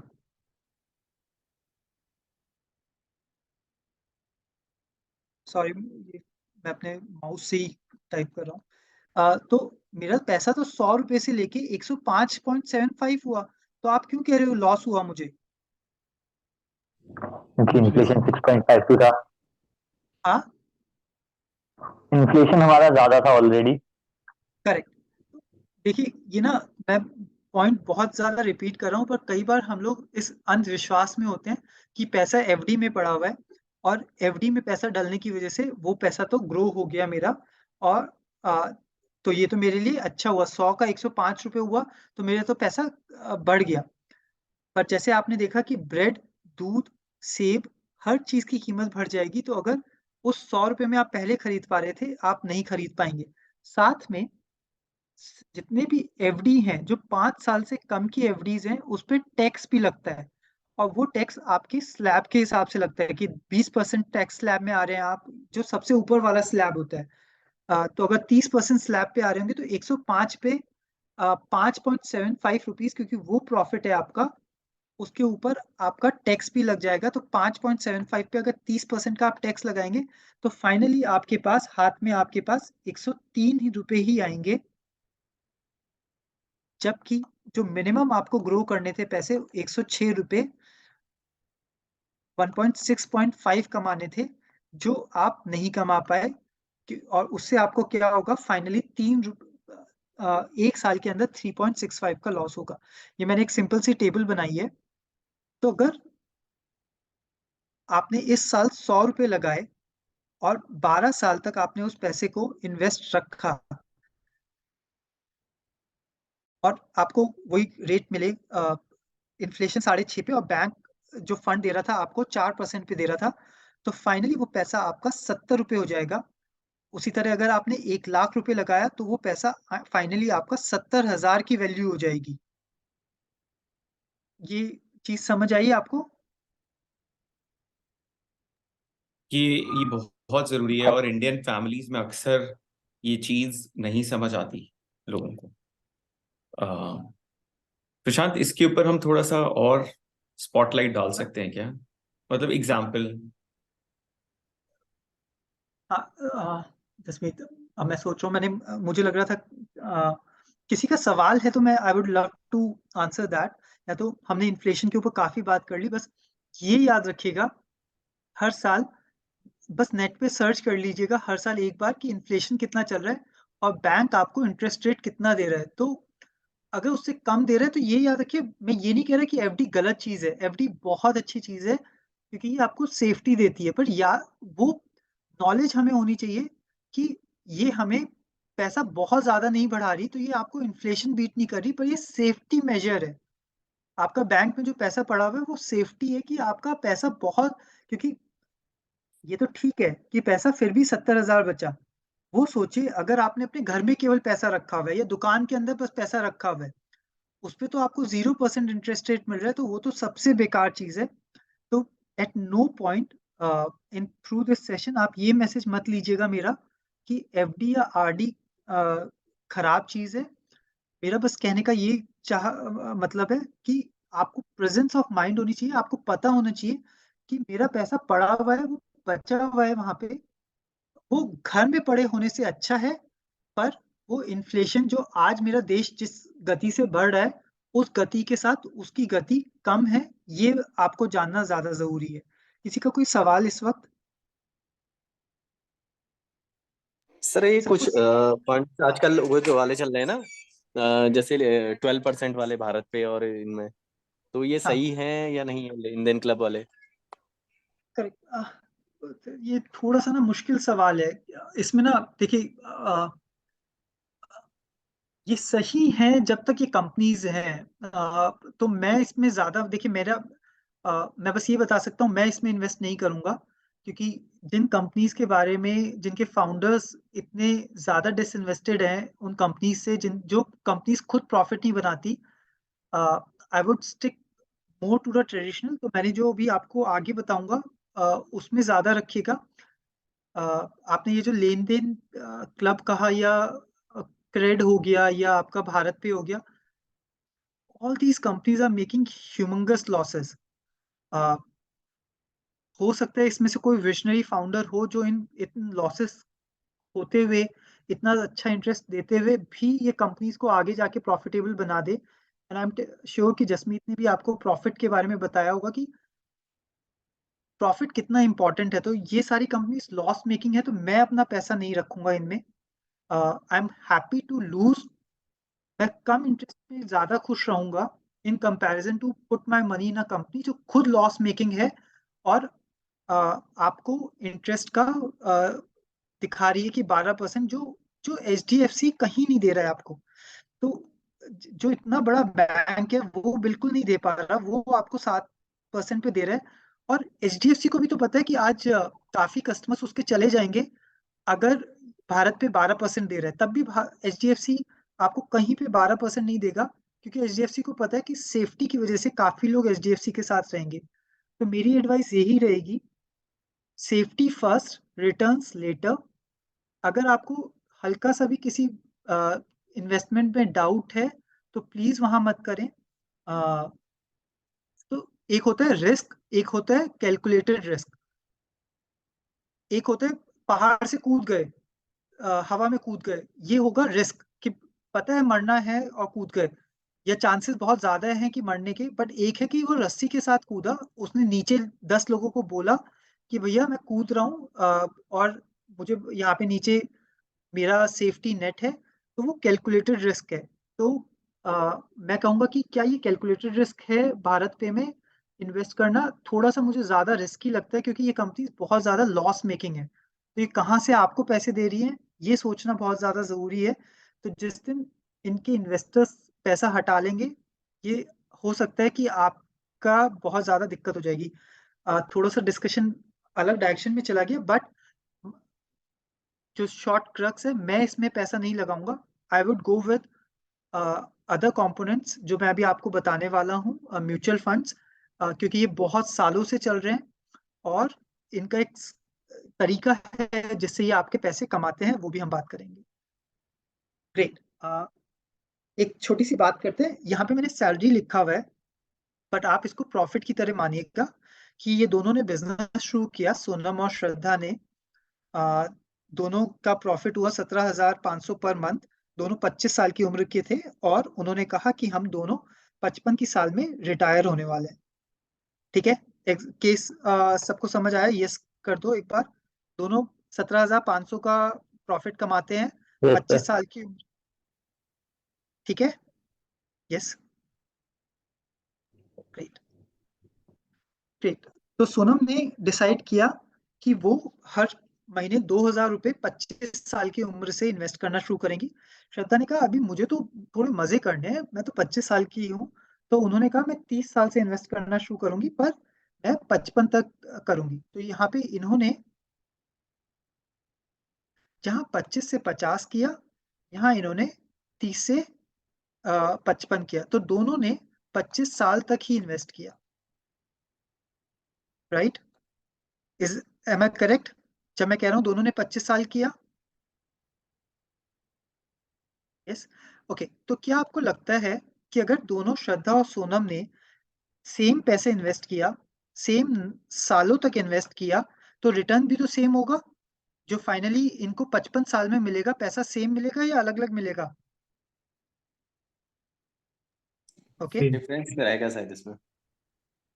एक मिनट, सॉरी मुझे समझ नहीं आया, दोबारा बोलें आप।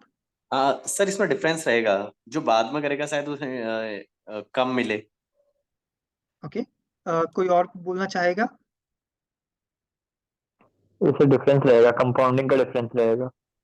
Very nice. सो आप लोग तो वैसे ही होशियार हैं। तो अगर आप बोलते रहेंगे ना, तो हो सकता है मैं स्लाइड तेजी से भी बढ़ा सकता हूँ, क्योंकि मुझे समझ आ जाएगा कि सबको आता है ये। तो जो इन्होंने कंपाउंडिंग कहा, वही खेल होने वाला है। अब देखते हैं कि वो खेल कितना ज्यादा हो जाता है। Great. तो 2,000 रुपये हर साल, तो एक साल के अंदर 24,000 हो गया। तो अगर आप 24,000 के हिसाब से देखें, तो इन्होंने 25 अमाउंट सेम ही दोनों ने इन्वेस्ट किया है। राइट, क्योंकि हर साल 24,000 रुपये, और इन्होंने इन्होंने भी 25 साल, इन्होंने भी 25 साल। पर जो पैसा वापस इनको मिलता है, तो इनका पैसा होता है 24,85,000।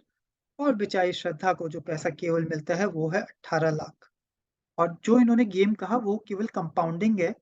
कोई मुझे बताएगा कि कहाँ चेंज आया, क्यों चेंज आया? आप अनम्यूट करके बता सकते हैं। पैसा सेम इन्वेस्ट किया, पर सोनम को 24,85,000 मिलता है। अब ये छोटा मोटा डिफरेंस नहीं है, पूरे 6,85,000 का डिफरेंस है, जबकि पैसा दोनों ने सेम इन्वेस्ट किया। टाइम का डिफरेंस। नहीं, टाइम भी सेम है। इनका भी 30 साल था, ये भी 25 से कंपाउंडिंग क्योंकि वो अर्ली एज में शुरू हो गया था इन्वेस्टमेंट। थोड़ा सा आंसर लाएगा वैल्यू ऑफ मनी। आप वैल्यू, ओके ठीक है। और कोई बताना चाहेगा?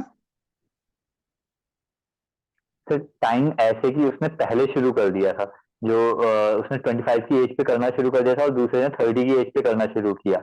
तो इफेक्ट ये रहा कि एक का जो है कंपाउंडिंग 5 साल पहले से शुरू हो गया था, तो डिफरेंस वहां से आना शुरू हो जाता है। 5 साल पहले कंपाउंडिंग शुरू हो गई थी। वेरी नाइस, बहुत अच्छी तरह आपने समझाया। और सबसे जो इम्पोर्टेंट बात है, और कि इन्होंने जो सोनम ने पैसा इन्वेस्ट किया, तो जब जो 50 साल तक इनका जो पैसा यहाँ पे इकट्ठा हो गया, वो उसको भी 51 साल पे पैसा मिला। और श्रद्धा का 50 साल में भी जो पैसा इकट्ठा हुआ, वो फिर भी उनके सोनम से कम था। तो श्रद्धा को जो 51 साल पे पैसा मिलेगा, जब वो पैसे डाल रही हैं, वो तब भी कम होगा सोनम के कंपैरिजन में, क्योंकि सोनम का जो पैसा इन्वेस्ट हो चुका है वो बहुत ज्यादा है इन कंपैरिजन टू श्रद्धा। तो जहाँ 5 साल ये आपका जीरो दिख रहा है, उस टाइम भी सोनम को इंटरेस्ट रेट श्रद्धा से ज्यादा मिल रहा है। जबकि श्रद्धा यहाँ पे 2,40,000 रुपये, सॉरी 24,000 रुपये हर साल इन्वेस्ट भी कर रही है, तब भी उनको सोनम से कम मिलेगा, जबकि वो इन्वेस्ट भी नहीं कर रही है। तो कंपाउंडिंग की पावर लॉन्ग टर्म में बहुत ज्यादा बढ़ जाती है। कोई मुझे इसका मैसेज बताएगा जो मैं आपको देना चाह रहा हूँ इसके through? We should Sir- start investing as early as possible.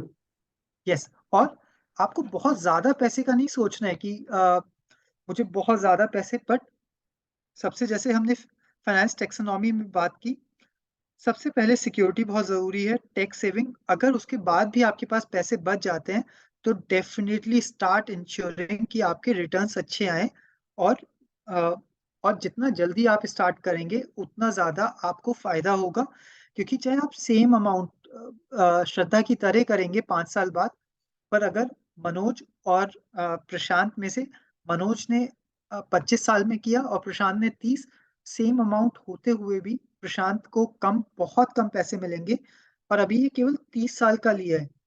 जो हम सेव करते हैं 50-55 साल तक करते हैं, तो ये आप सोचिए कितना बड़ा डिफरेंस करता है। अगर मैं इसको 50 साल तक ले जाऊंगा तो सोनम का पैसा अप्रोक्सीमेटली 80-90 लाख होगा, और श्रद्धा का पैसा, आई एम सेइंग अप्रोक्सीमेटली, श्रद्धा का पैसा केवल 30 या 40 लाख ही होगा। और अगर आप ये दोनों बंद कर दें इन्वेस्टमेंट तब भी, क्योंकि सोनम को अभी भी हर साल इंटरेस्ट रेट मिलता रहेगा, और हर साल सोनम का पैसा श्रद्धा से ज्यादा बढ़ेगा फॉर द नेक्स्ट 20-30 ईयर्स। तो सोनम को बहुत ज्यादा फायदा होगा in comparison to Shraddha in this particular example. तो जो डिफरेंस था कंपाउंड इंटरेस्ट। ग्रेट। नाउ एक चीज जो आप सबको लगता होगा कि म्यूचुअल फंड तो बहुत रिस्की है, उसमें क्यों पैसा लगाना चाहिए, तो बिल्कुल आप सही कहते हैं, क्योंकि म्यूचुअल फंड बहुत रिस्की है। अगर आपने 100 रुपये लगाया, 1 साल के बाद हो सकता है वो आपका पैसा 142 रुपीज हो जाए, या वो पैसा 2 रुपये हो जाए, राइट। तो बहुत ज्यादा रिस्की है, पर अगर आप उसको 1 साल में देखते हैं, और ये मैंने पिछले 15 साल का डेटा को जब एनालाइज किया उसके थ्रू है, जब 2 साल का आप रिटर्न देखते हैं तो हो सकता है आपका पैसा जो 100 रुपये आपने सेव किया था, वो हर साल 108 के पे ग्रोथ करे, या -73 रुपीज हो सकता है। 73% डिक्लाइन होगा तो 27 रुपये रह सकते हैं। पर जब आप 3 साल देखते हैं तो हो सकता है वो 84% ग्रो कर जाए, या -58% हो जाए, तो 42 रुपीज रह सकता है। पर जब आप 10 साल तक देखते हैं, तो मैं अगेन यही कह रहा था आपसे स्टार्टिंग से, अगर आप लॉन्ग टर्म में देखें तो आप इसके अंदर इन्वेस्ट कर सकते हैं। तो जब लॉन्ग टर्म में देखते हैं तो ये 10% आपका 33% ग्रो करेगा, और या तो 6% तक ग्रो कर सकता है। 15 साल देखें तो फिर 21%, 11%। तो ओवरऑल अगर आपके पास पैसा है जो आप लॉन्ग टर्म के लिए इन्वेस्ट कर सकते हैं, तो mutual fund has shown that they give very powerful returns in the long run. तो शॉर्ट टर्म में कर रहे हैं तो please mutual funds is not for you. 1, 2, 3 साल में जैसे आपने देखा वो लॉस मेकिंग है। 5 साल इज मिनिमम अगर आप पैसा म्यूचुअल फंड में लगा रहे हैं, चाहे 2,000 रुपये ही लगा रहे हैं। बट क्योंकि शॉर्ट टर्म में मार्केट हमेशा हमेशा फ्लक्चुएट करता है, but in the long run mutual funds हमेशा आपको अच्छे रिटर्न्स देते हैं।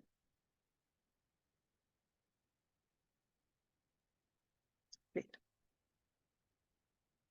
ग्रेट। दूसरा एक चीज ये भी याद रखिएगा, हमने जब टैक्स स्लैब बात की थी, टैक्स सरकार भी चाहती है कि आप म्यूचुअल फंड में इन्वेस्ट करें। तो अगर जसमीत की सैलरी 10 लाख से ऊपर होगी तो 30% टैक्स लगेगा, बट जितना भी पैसा वो म्यूचुअल फंड से कमाएंगे, 1 लाख तक तो फ्री है उनका। पर 1 लाख के बाद अगर उनका प्रॉफिट 1 लाख तक हुआ तो उस पर कोई टैक्स नहीं लगेगा, और 1 लाख के बाद भी 10% लगेगा। कोई मुझे बताएगा मैंने कितना बताया था, एफडी पे कितना टैक्स लगता है?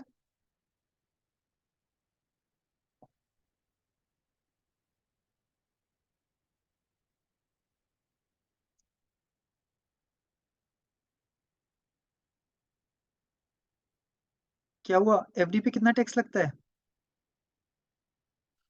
अप्रोक्स 5-6 के समथिंग। कोई बात नहीं। आप तो एफडी में आपकी इनकम के हिसाब से टैक्स लगता है। तो अगर आपकी इनकम बहुत कम है तो एफडी पे कोई टैक्स नहीं लगेगा। बट ये याद रखिएगा म्यूचुअल फंड में 1 लाख तक, तो 1 लाख तक अगर आप इतना कमा रहे हैं तो डेफिनेटली 1 लाख तक जीरो टैक्स है। एफडी में क्या होता है, अगर मेरी One question. सैलरी 10 लाख रुपए है।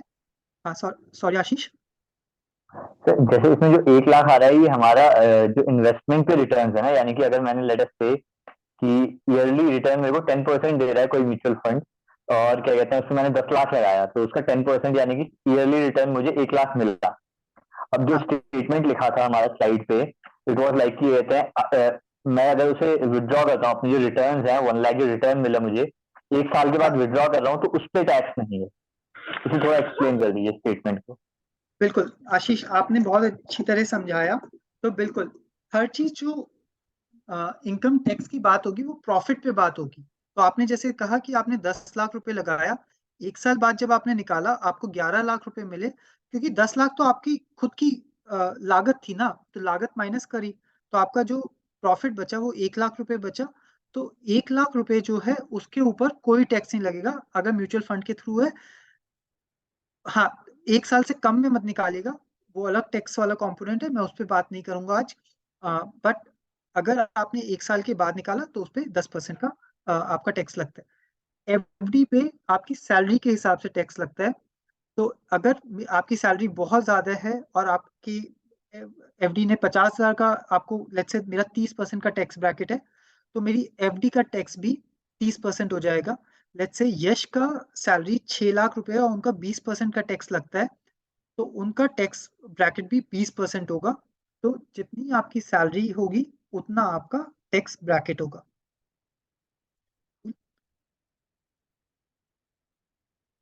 सर ये टैक्स ब्रैकेट वाला एक बार जो कॉन्सेप्ट है ना, थोड़ा मेरे लिए भी और सबके लिए भी क्लियर हो जाएगा, कुछ पूछूं इसमें?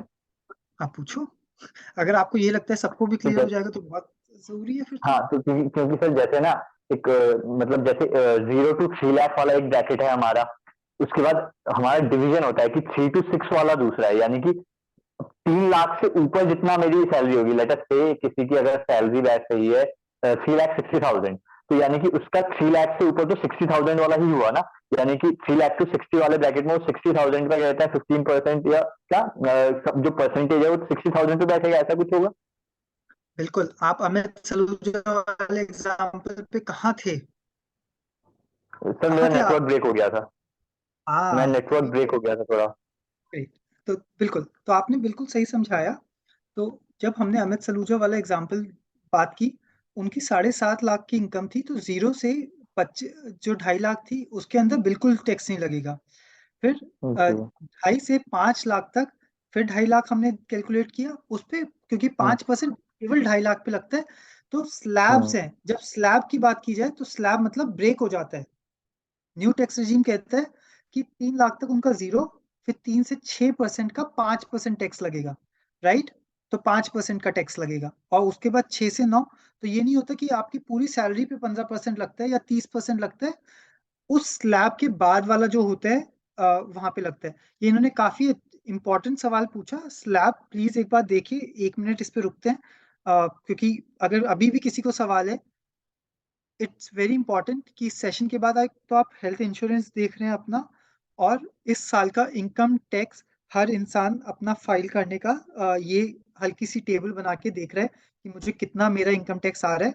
और अगर 6 लाख से ज्यादा का आपका प्रॉफिट हो रहा है, जो मुझे जसमीत ने बनाया अभी काफी कम का हो रहा है, तो आप सब न्यू टैक्स रेजिम के साथ फॉलो करके आप फाइल कर सकते हैं।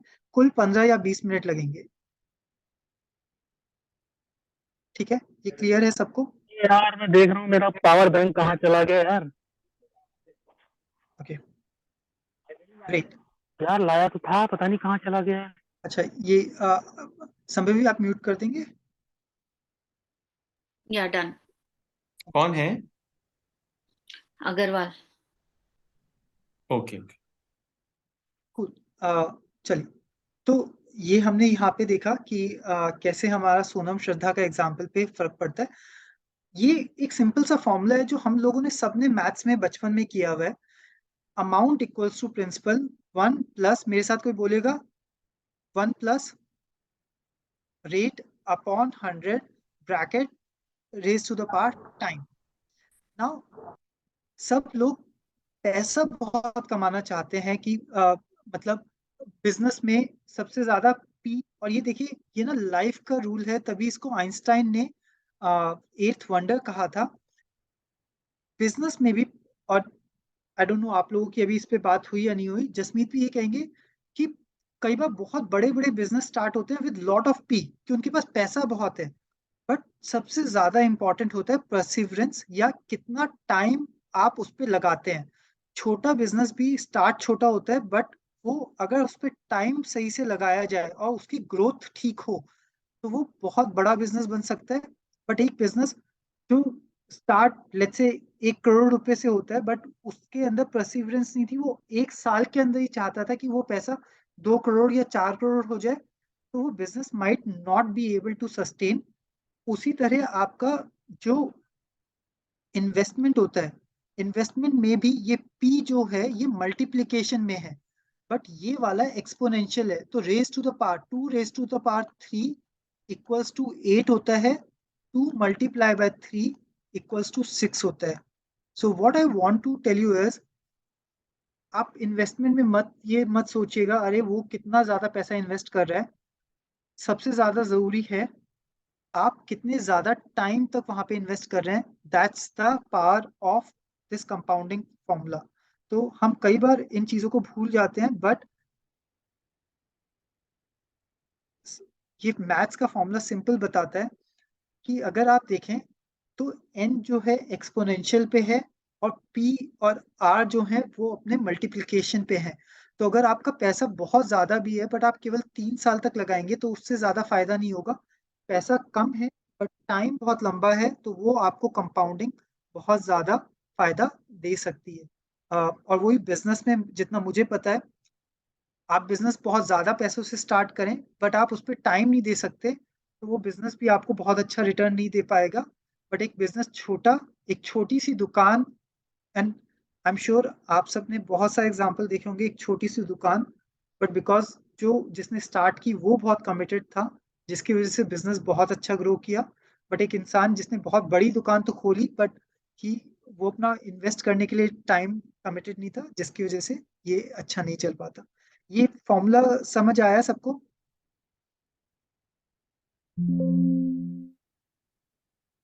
हाँ जी sir. Great great.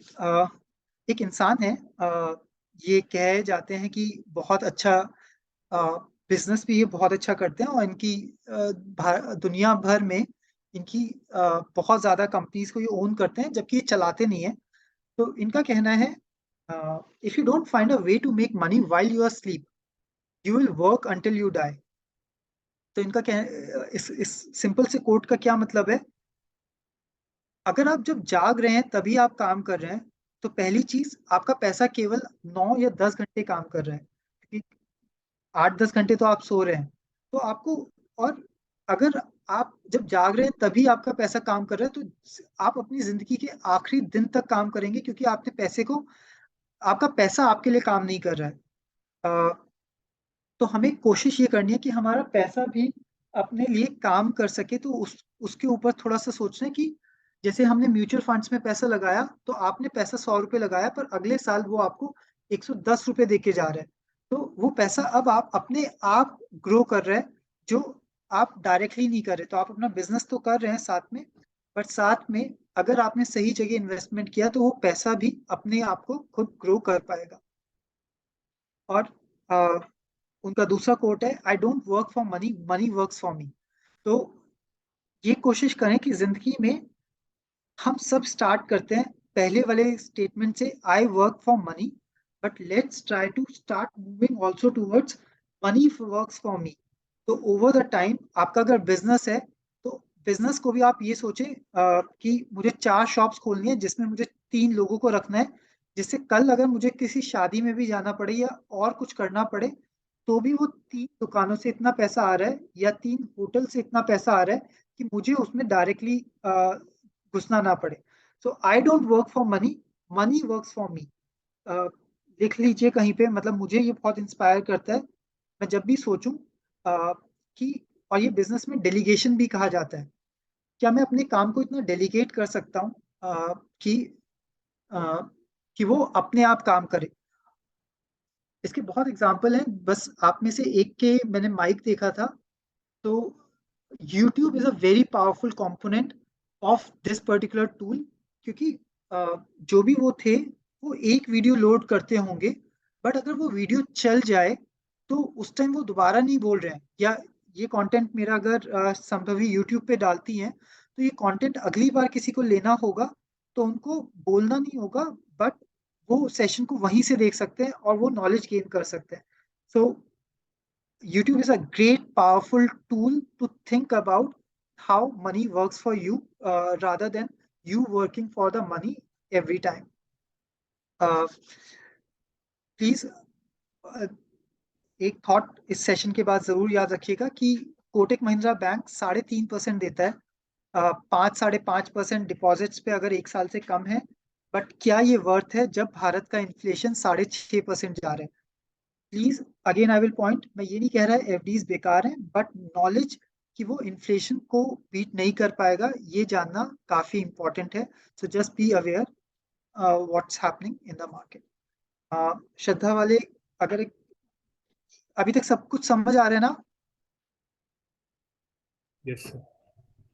Yes, great. I hope अगर ज्यादा हो रहा है प्लीज बता दो, मैं दोबारा एक बार समझा दूंगा before we open for questions. But the point being कि समझ आना काफी जरूरी है. और सिंपल से एक एग्जांपल, 25 साल में जब श्रद्धा ने सेविंग रिटर्न्स अगर 16% होते, 6% होते, तो उनको 18 लाख रुपए मिलता.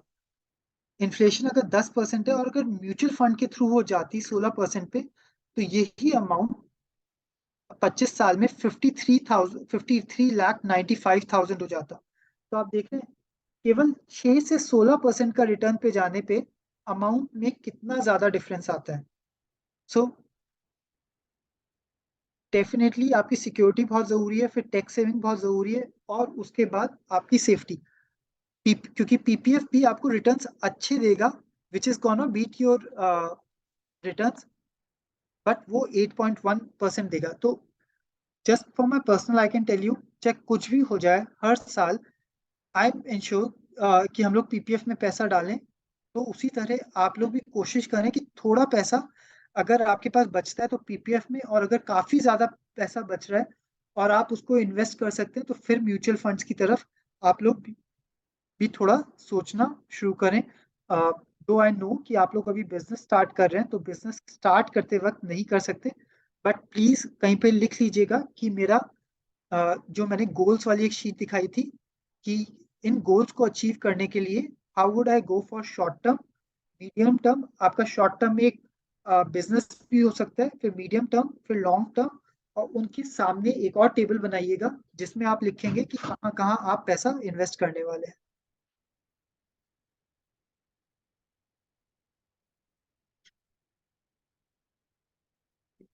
ग्रेट. तो 4 जगह है जिससे आप पैसा इन्वेस्ट करके काफी अच्छी ग्रोथ कर सकते हैं. फर्स्ट इज म्यूचुअल फंड, फिर गोल्ड, फिर रियल एस्टेट और स्टॉक मार्केट ऑल्सो. गोल्ड और रियल एस्टेट को मैं टच नहीं करूंगा because I personally am not committed to it. मैं सजेस्ट नहीं करता क्योंकि ट्रेडिशनल मेथड्स थे जो मुझे लगता है doesn't hold too much value. But again मेरी ओपिनियन है, आप लोगों की ओपिनियन अलग हो सकती है. मैं म्यूचुअल फंड और स्टॉक मार्केट में बहुत ज्यादा फेथ रखता हूँ क्योंकि they have a underlying story की एक मतलब है उसमें, और वो बिजनेसेस चलाने वाले कोई पीछे लोग हैं जिसकी वजह से वो पैसा आपका ग्रो होता है. So this is a return from Nifty. किसी को पता है निफ्टी का क्या मतलब होता है?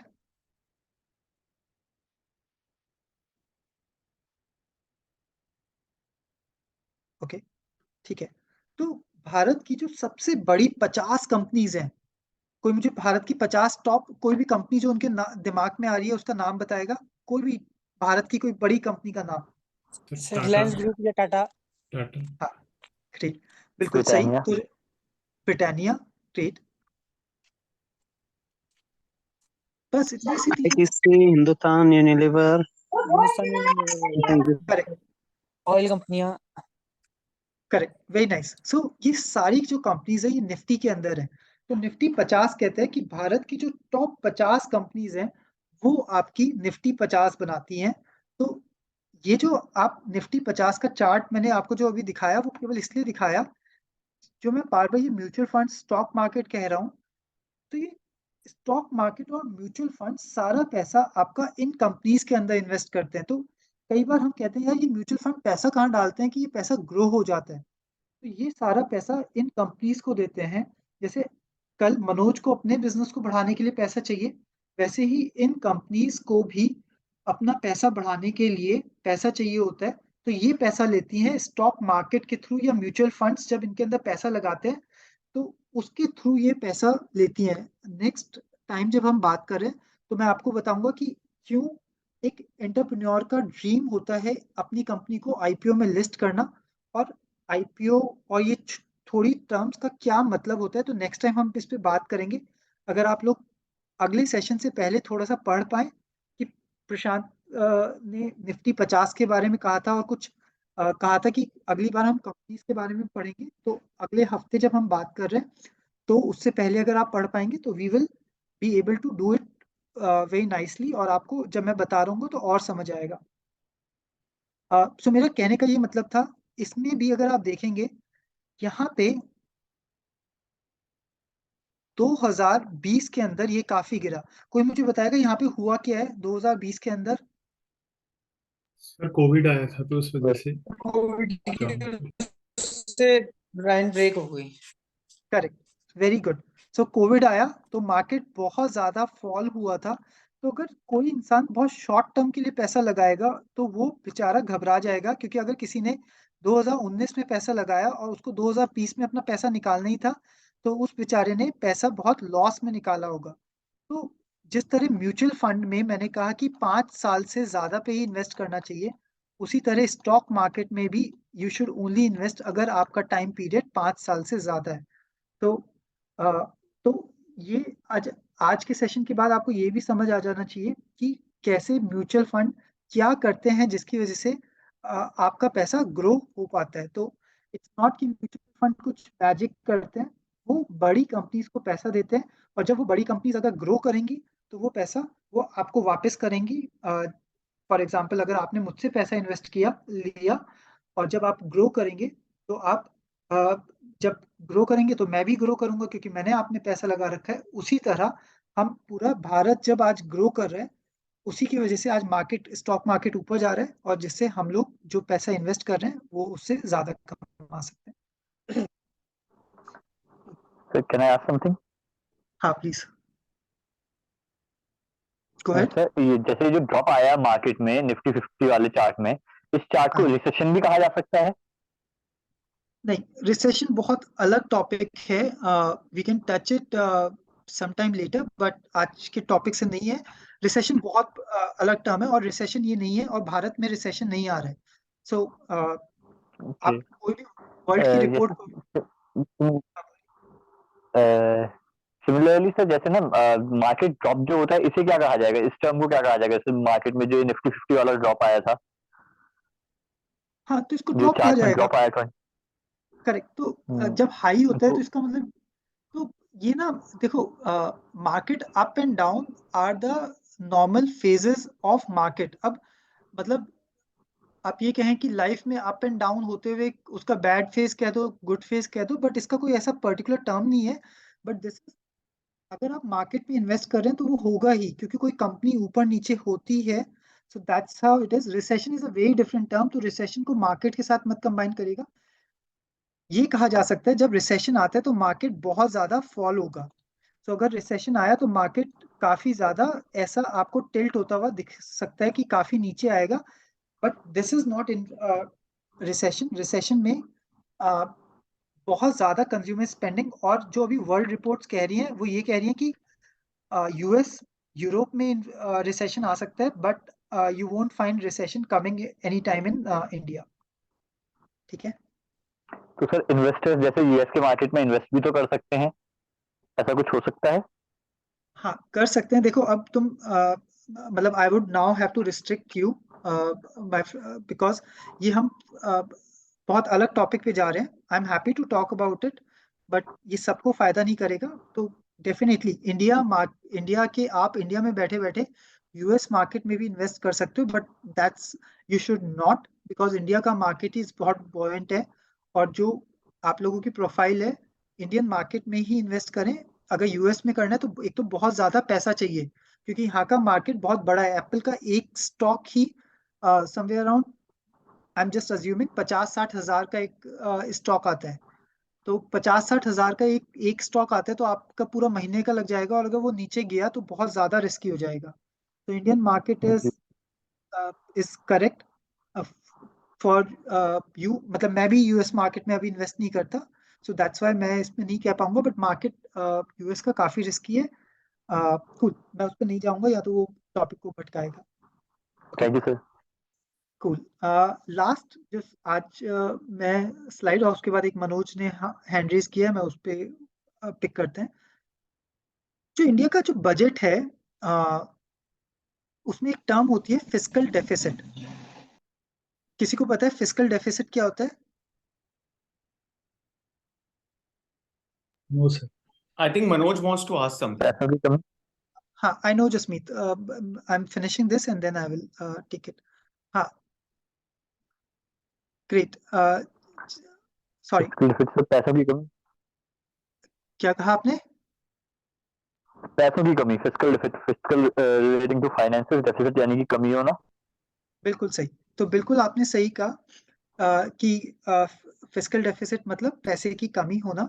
तो भारत एक ऐसा देश, तो आप लोग लेट्स से मनोज को कल पैसे की जरूरत होती है, तो मनोज जब पैसे लेता है, तो उसको जब उधार लेता है, तो उसको किसी को देना होता है।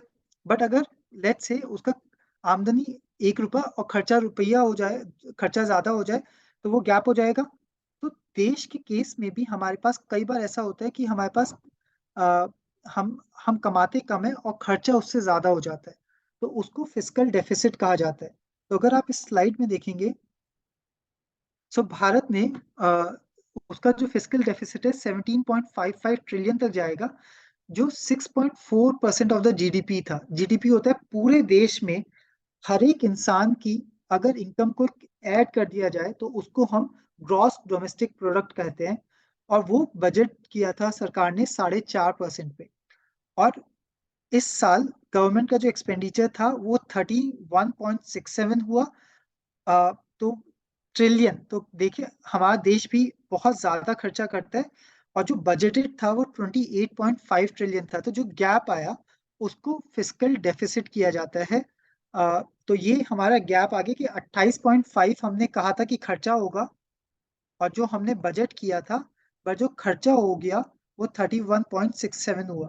तो कोई मुझे बता सकता है कि जब भारत का खर्चा ज्यादा हो गया और पैसा उनके पास कम था, तो ये पैसा की पूर्ति कहाँ से होती है?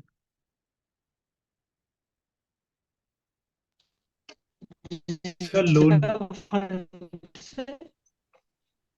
वर्ल्ड हाँ, बैंक क्या से कह? लोन, वर्ल्ड बैंक से।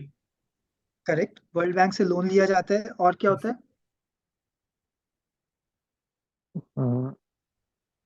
अदर कंट्रीज का सपोर्ट आता है। ओके। तो वर्ल्ड बैंक लोन क्यों देता है इंडिया को? और ये अगर कल नवीन लोन लेने जाएगा, तो क्या कोई नवीन को लोन ऐसे ही दे देगा? नवीन क्या करना पड़ता है लोन के लिए? नहीं सर, अपने पास उतना एसेट होना चाहिए, उसके आधार पर देते हैं। करेक्ट। तो इंडिया क्या, मतलब इंडिया इंडिया में ये लोन बढ़े जा रहा है, तो इंडिया को ये लोन कहाँ से मिल रहा है और क्यों मिल रहा है? तो सर बीच में हुआ था ना कि लॉस में चले गए मनोज, आपकी आवाज साफ नहीं आ रही है। रिजर्व बैंक के मनोज, वो आप रिजर्व। लिखेंगे क्या? मनोज, आप चैट में लिख देंगे, आपकी आवाज साफ नहीं आ रही है।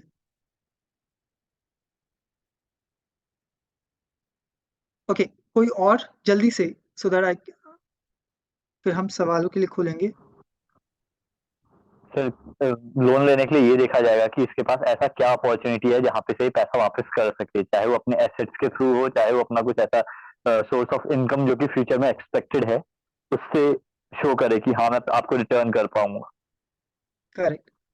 बिल्कुल। तो सरकार क्या रखती होगी मतलब कभी सोचा है सरकार? और ये अगर आप देखेंगे तो ये बहुत ज्यादा बढ़ता जा रहा है।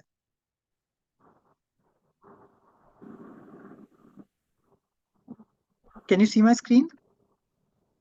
Yes sir.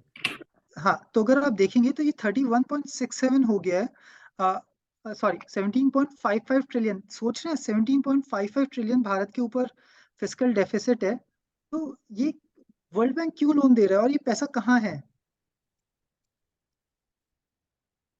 Okay, so the whole point of showing this was कि भारत हर साल 1 फरवरी को जो भारत की फाइनेंस मिनिस्टर होती है वो ये बजट रिलीज करती हैं।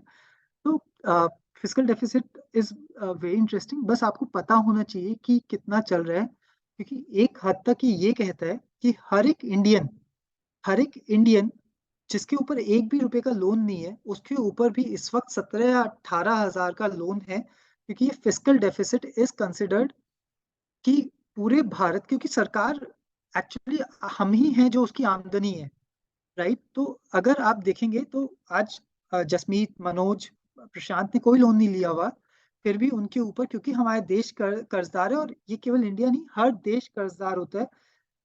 तो उसका मतलब ये होता है कि हमारा देश कितना कर्ज ले रहा है ओवरऑल। तो अगर देश कर्ज ले रहा है तो उसके हर एक सिटीजन ने एक तरह से कर्ज लिया हुआ है। तो ये कई बार आप सुनेंगे कांग्रेस बोलेगा क्योंकि इस वक्त बीजेपी पावर में, let's not get into this, but the point is हमें बजट को भी 1 फरवरी को हर बार Nirmala Sitharaman, whoever would be the finance minister, would portray this picture कि कितना फिस्कल डेफिसिट हो गया है, और ये थोड़ा बहुत बढ़े या जो हमने बजट किया उतने तक बढ़े तो ठीक है। लास्ट टाइम ये कोविड और उन सब की वजह से ये 4.5 से 6.4 तक बढ़ा, तो काफी ज्यादा बढ़ा, which was quite high considered कि कोविड की वजह से, क्योंकि उनको बहुत सारे बिजनेसेस को, बहुत सारी फैमिलीज को सपोर्ट करना पड़ा, जिसकी वजह से ये बहुत ज्यादा बलून हो गया। तो जस्ट माय पॉइंट वाज हर 1 फरवरी को बजट आएगा, please keep a watch on it, so it will help you to understand कि क्या हो रहा है मार्केट में। Before I end, what I would request is just scan this code, और मैं इसका लिंक भी दे रहा हूँ। Please provide the feedback for this particular session, कैसा लगा, और इस time we will also do the question and answers, तो we can also take some questions from you, ठीक है? तो जस्ट स्कैन और we can take the questions as well.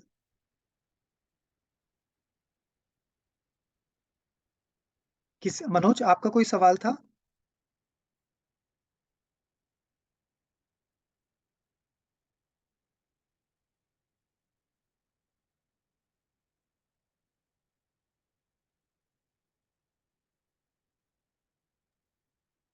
Prashant, I can go and ask one.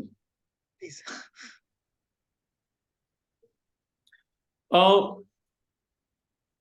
हम, क्योंकि हम सब एक माउंटेन इकोनॉमी से आते हैं, पहाड़ी अर्थव्यवस्था से आते हैं, है ना? और हम हम जैसे कि मैंने आपको बताया भी था कि हमारी जो इनकम है वो एक, अभी हम ग्रो ही कर रहे हैं, राइट? हमारी लिमिटेड इनकम है। तो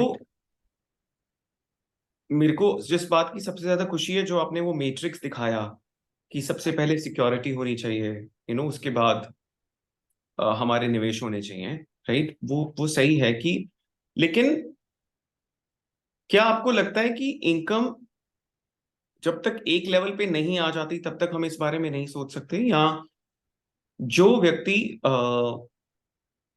जो युवा अभी कमा ही नहीं रहा है, या अभी स्किल ही सीख रहा है, या उसका एक बहुत ज्यादा इनकमिंग ऑफ मनी नहीं है, उसको क्या सीखना शुरू करना चाहिए और उसको क्या समझना चाहिए? तो फाइनेंस एक तरीके से देखें तो मुझे ऐसा लगता है कि पैसे से पैसे बनाने की भी कला होती है, पर जिसके पास पैसा ही नहीं है वो किन चीजों का ध्यान रख सकता है, और वो किन चीजों के बारे में अगर समझे तो वो देखेगा कि उसके पास पैसे आने लगे हैं, या पैसे पैसे वो ग्रो कर पाएगा अपने। अगर मेरा सवाल थोड़ा सेंस बना रहा है तो आप अपने एक्सपीरियंस से शेयर कर सकते हैं।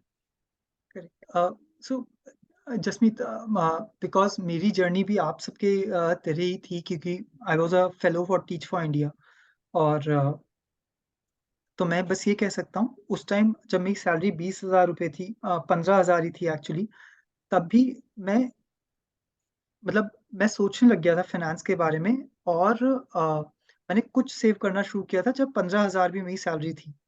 अ, उसका क्या मतलब था कि जब मेरे सारे दोस्त अच्छे रेस्टोरेंट्स में जा रहे थे, मैं नहीं जाता था, क्योंकि मुझे पता था कि थोड़ा बहुत हमेशा, और I come from a middle class family, तो मुझे ये पता था कि अ, चादर उतनी ही फैलाओ जितने सॉरी पैर उतनी ही फैलाओ जितनी चादर हो, सिंपल सी कहावत जो हमने सुनी है। तो माय पॉइंट इज, मैथ्स की तरह है, हर कोई आप सीधा अप्लाई नहीं करते, पर जानकारी करना बहुत जरूरी है। सिमिलरली आप म्यूचुअल फंड में आज इन्वेस्ट नहीं कर रहे, बट आज आप नॉलेज गेन कर सकते हो। There are lot of tools. आप ये सोच सकते हो कि अच्छा, मैं टाटास में अगर आज पैसे लगाऊंगा, 3 साल बाद टाटास में क्या पैसा हुआ। सो जैसे एंटरप्रेन्योरशिप भी, आप चीजें बहुत सीखेंगे, आप एकदम से डायरेक्टली अप्लाई नहीं कर सकते, बट रुझान होना इज वेरी इंपॉर्टेंट। और at the end of the day, Naveen, Jasmeet, Sambhavi, हम सब कहीं ना कहीं थोड़ा तो पैसे के लिए काम करते हैं, और पैसे से हमें फ्रीडम मिलती है। तो अगर हर चीज कनेक्ट कहीं फाइनेंस से होती है, तो फाइनेंस भी मैथ्स की तरह जरूरी है, क्योंकि मैथ्स के बगैर कल आप दुकान पे जाते हैं तो भी आप बेसिक कैलकुलेशन नहीं कर सकते। उसी तरह अपनी फाइनेंशियल फ्रीडम को अगर नहीं सोच रहे आप, तो आप मतलब मैथ्स की तरह एक बहुत अहम अपनी जिंदगी के टॉपिक को भूल रहे हैं। और उसको भूलना, या तो मतलब आपके पास कोई हो who is taking care of those particular components, कि आपको बिल्कुल मैथ्स नहीं पढ़नी, फिर भी वो आपके लिए पूरी मैथ्स की चीजें कर रहे हैं। अगर नहीं, तो फिर आपको ही उसकी टूल्स को हेल्प करना पड़ेगा। And if at this point आप सेव नहीं कर पा रहे, तो पहले तो अपने से ये सवाल करें, क्यों, क्यों और फिर क्यों। 3 बार क्यों करें, क्योंकि एक क्यों कभी जवाब नहीं देता, जब तक आप उसको असली में डेल ना करें। There is a very good framework of 5 whys. कोई भी चीज को अगर अंडर असली में अंदर जाना है, तो 5 बार why why why why why पूछें हर बार, तो उससे आपको पता लगता है कि असल में आप प्रॉब्लम दूसरे को समझ रहे हैं, पर प्रॉब्लम आप हैं। सो मैं बस ये कहूंगा कि थोड़ा बहुत तो सेव आप किसी भी एज रेंज में है, आप कर सकते हैं। अगर नहीं कर पा रहे, तो ये सोचिए, गोल बनाएं कि कब से सेव करना स्टार्ट कर रहे हैं, और तब से आप फिर करें। So that's what has been my experience, Jasmeet. I don't know whether I answered your question completely, No, but absolutely. या I also have a question. How do you balance safety और जो interest rate है, तो जो risk safety का जो एक parameter है और जो दूसरा है interest rate, तो आप दोनों को somebody who's starting and versus somebody जो middle age तक पहुंच जाए, या somebody who's old at an older age, तो ये balance हम throughout life journey, how should we balance these two things? संभव भी बहुत अच्छा क्वेश्चन है। सो फाइनेंशियल प्लानिंग में हम लोग जब किसी के फाइनेंशियल प्लान बनाते हैं, तो what we say is, till the age of 35 आप लोग रिस्क लें बहुत ज्यादा, वाई से। और जसमीत भी बताते होंगे एंटरप्रेन्योरशिप में कि अगर आपके पास अभी रिस्पॉन्सिबिलिटीज नहीं है, यू आर अनमैरिड, पेरेंट्स भी अभी अपने लिए कमा सकते हैं, वो सारी चीजें हैं, तो आप रिस्क ले सकते हैं। कोई घर के खर्चे नहीं देखने, आपको हेल्थ का नहीं सोचना। So in the initial till 35 year age, put take maximum risk, जिससे आप ज्यादा रिटर्न्स को गेन कर सकें। फिर अगर जब आपकी एज 35 से 50 हो जाती है, तो आप थोड़ा मीडियम की तरफ आ जाएं, कि कम रिस्क म्यूचुअल फंड्स पे जाएं। So stock markets are considered to be the risky, but वो रिटर्न्स भी सबसे अच्छे देते हैं। फिर आप म्यूचुअल फंड्स पे आ जाएं, और ओवर द लास्ट ईयर्स, जब आप 60 साल या 70 साल के हैं, तब आप रिस्क नहीं लेना चाहते। ये ना हो कि आपने जो सेविंग कर रखी है, जैसे जसमीत अपने गोवा के बीच के हाउस पे बैठे हुए हैं, और पता लगा सारा पैसा गायब हो गया, और बेचारे जसमीत वहीं पे टेंशन में आ गए। At that time Jasmeet want कि लेस रिटर्न्स आ जाए, 6 या 7% आ जाए, क्योंकि जो जहां वो गोवा वाले बीच में है, वो चलता रहे, रिटर्न्स ज्यादा ना आए, क्योंकि अब इनको कोई और नई गाड़ियां तो नहीं खरीदनी है। So my point is, age also determines a lot of the risk taking capacity. और उसके बाद Sambhavi then it's not such, again not such easy, because सबकी रिक्वायरमेंट्स अलग होती हैं। कोई कहता है कि नहीं नहीं, मैं एक बहुत वैसी फैमिली से आता हूँ जहाँ पे मुझे बहुत लोगों को सपोर्ट करना है, तो फिर उसको रिस्क कम लेना चाहिए डिस्पाइट एज ऑल्सो। क्योंकि उसको अपनी फैमिली को भी सपोर्ट करना है। एक है कि यार मुझे तो कुछ नहीं, मुझे बहुत जल्दी रिटायरमेंट लेनी है, मैं 45 साल में रिटायरमेंट लेना चाहता हूँ। अगर कोई 45 की एज में ही wants to take a retirement, तो उसके रिटर्न्स ज़्यादा होने चाहिए, क्योंकि 45 से इस थिंकिंग की 90 तक जो उसने 20 से 45 तक कमाया, it should be able to take care of him from 45 to 90. So that's how you calculate and help the person understand कि यार हो पाएगा, या you are just thinking of dreaming, but आप मत लो रिटायरमेंट, क्योंकि 50 पे खत्म हो जाएगा, उसके बाद आप what's going to hit you is going to be a tsunami, कि आपके पास कोई पैसा नहीं है and you have not work for the last 5 years as well. Great. एक और सवाल लेते हैं and then we will finish. I hope आप लोगों ने मुझे feedback, because it really helps me to know कि हाउ इज इट गोइंग। या सर एक क्वेश्चन, मैं एक कंफ्यूजन था मेरा। हाँ प्लीज। मैं सर हेल्थ प्लान और टर्म इंश्योरेंस और हेल्थ इंश्योरेंस में कंफ्यूजन है थोड़ा कि कौन सा लेना चाहिए, क्योंकि मेरा अभी कोई भी प्लान कोई भी नहीं लिया था मैंने। ग्रेट नवीन, बहुत अच्छा सवाल है। मुझे इससे ये भी समझ आ रहा है कि मैंने ये पॉइंट नहीं कवर किया, तो लास्ट टाइम मैं 5 मिनट्स पे सबके साथ भी कंट्रीब्यूट करूंगा। तो please understand, health insurance and term plan both are different. ठीक है, हेल्थ इंश्योरेंस होता है, कल आपको चोट लगती है, आप अस्पताल में जाते हैं, तो उसका पैसा कौन देगा? राइट, आप दोगे या आपकी इंश्योरेंस पॉलिसी देगी? That's health insurance.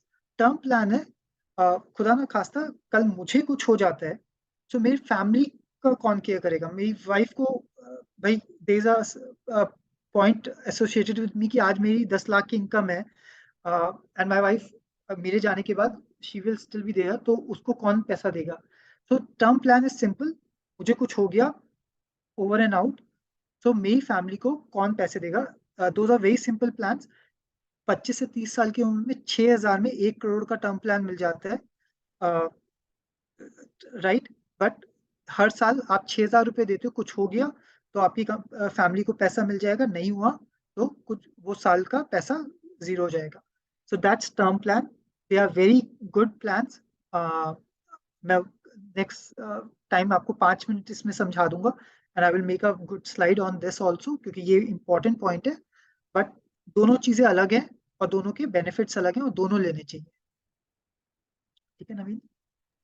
Thank you. Cool. So I think we will end the session for today.